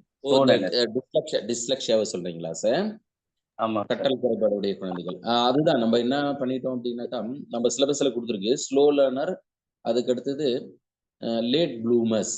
நீங்க சிலபஸ் டவுன்லோட் பண்ணிருந்தீங்கன்னா பார்த்துருப்பீங்க. ஸ்லோ லேர்னர், லேட் ப்ளூமர்ஸ் அது தனி கேட்டகரி. மெல்ல கற்போர்ன்றவங்க தனி கேட்டகரி, இவங்க தனி கேட்டகரி சார். ஏன்னா இவங்க என்ன சொல்றது அப்படின்னா, எழுதுதல்ல, அதுக்கு அடுத்தது வாசித்தல்ல, கணக்கெடுதல்ல குறைபாடு இருக்கும். ஆனா அந்த குறைபாடு அவங்களே என்ன பண்ணுவாங்கன்னாக்கா சரி செஞ்சு மேல வருவாங்க சார். பெரிய ஆட்களா கூட வந்திருக்காங்க. நான் கூட ஏற்கனவே பேசும்போது பேசியிருப்பேன். திரு நந்தகுமார் IRS, அவர் வந்து டிஸ்லக்ஷியா தான், நம்ம தமிழ்நாட்டை சார்ந்தவர், சென்னை. ஆனா அவரு ஐஆர்எஸ்ஸா மாறினார் இல்ல. அப்ப இது சாத்தியம் அப்படின்றதுதான். அளவுகோல் குறிப்பிடப்பட்ட மதிப்பெண்களின் பயன்பாடுகள் மற்றும் வரம்புகள். என்ன வரம்புகள்? வரம்புன்றது ஸ்கோப் சார். என்ன ஸ்கோப் அப்படின்னு நம்ம பார்த்தோம்னா, ஒவ்வொரு மாணவரும் அதிக மதிப்பெண் பெற முடியும். அளவுகோல்ல குறிப்பிட்ட மதிப்பெண்களின் பயன்பாடுகள் மற்றும் வரம்புகள்ல ஒவ்வொரு மாணவர்களும் தேர்வில் வெற்றி பெறணும். மாணவர்களின் கற்றல் திறன்களை கண்டறியும். மாணவர்கள் சில வரையறுக்கப்பட்ட திறன்களை அடைந்துள்ளாரா என்று கண்டுபிடிக்கலாம். அதுக்கடுத்து MLL, குறைந்தபட்ச கற்றல் அடைவு. அடுத்து பகுத்தறிவு எண் சமன்பாடு, ரேஷனல் ஈக்குவலண்ட். சமமான வினாத்தாள் படிவங்களுக்கிடையே நம்பகத்தன்மையை ஒரே சோதனையின் இரு சமமான வினாத்தாள் படிவங்களை கொண்டு சோதிக்கிறது சார். சமமான வினாத்தாள் படிவங்களுக்கிடையே நம்பகத்தன்மைய ஒரே சோதனையின் இரு சமமான வினாத்தாள். காலாண்டு 2 கொஸ்டினை கொடுத்து எழுத வைக்கிறது. இரு சமமான தரமுள்ள வினாத்தாள்களை கொண்டு சோதித்து நம்பகத்தன்மை கணக்கீடு செய்யும் முறைக்கு பேரு இணையான மாற்று முறை. நம்ம ஏற்கனவே பார்த்துட்டோம். சமன்பாடுடைய சோதனையின் அவற்றுக்கிடையே சமமான இணை தொடர்பு. அதனால்தான் பெரும்பாலும் இப்ப ஆனுவல் கொஸ்டின் பேப்பர் ரெடி பண்றாங்க அப்படின்னா மினிமம் ஒரு 4 செட் ரெடி பண்ணிருவாங்க.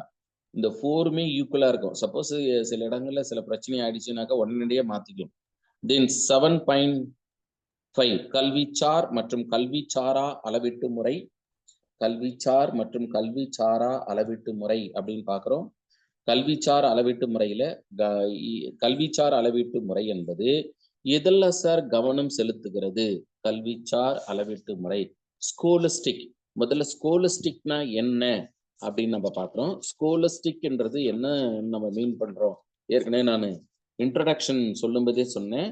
ஸ்கோலஸ்டிக் என்றது கல்வி சார்ந்த அடைவை கண்டுபிடிக்கிறது.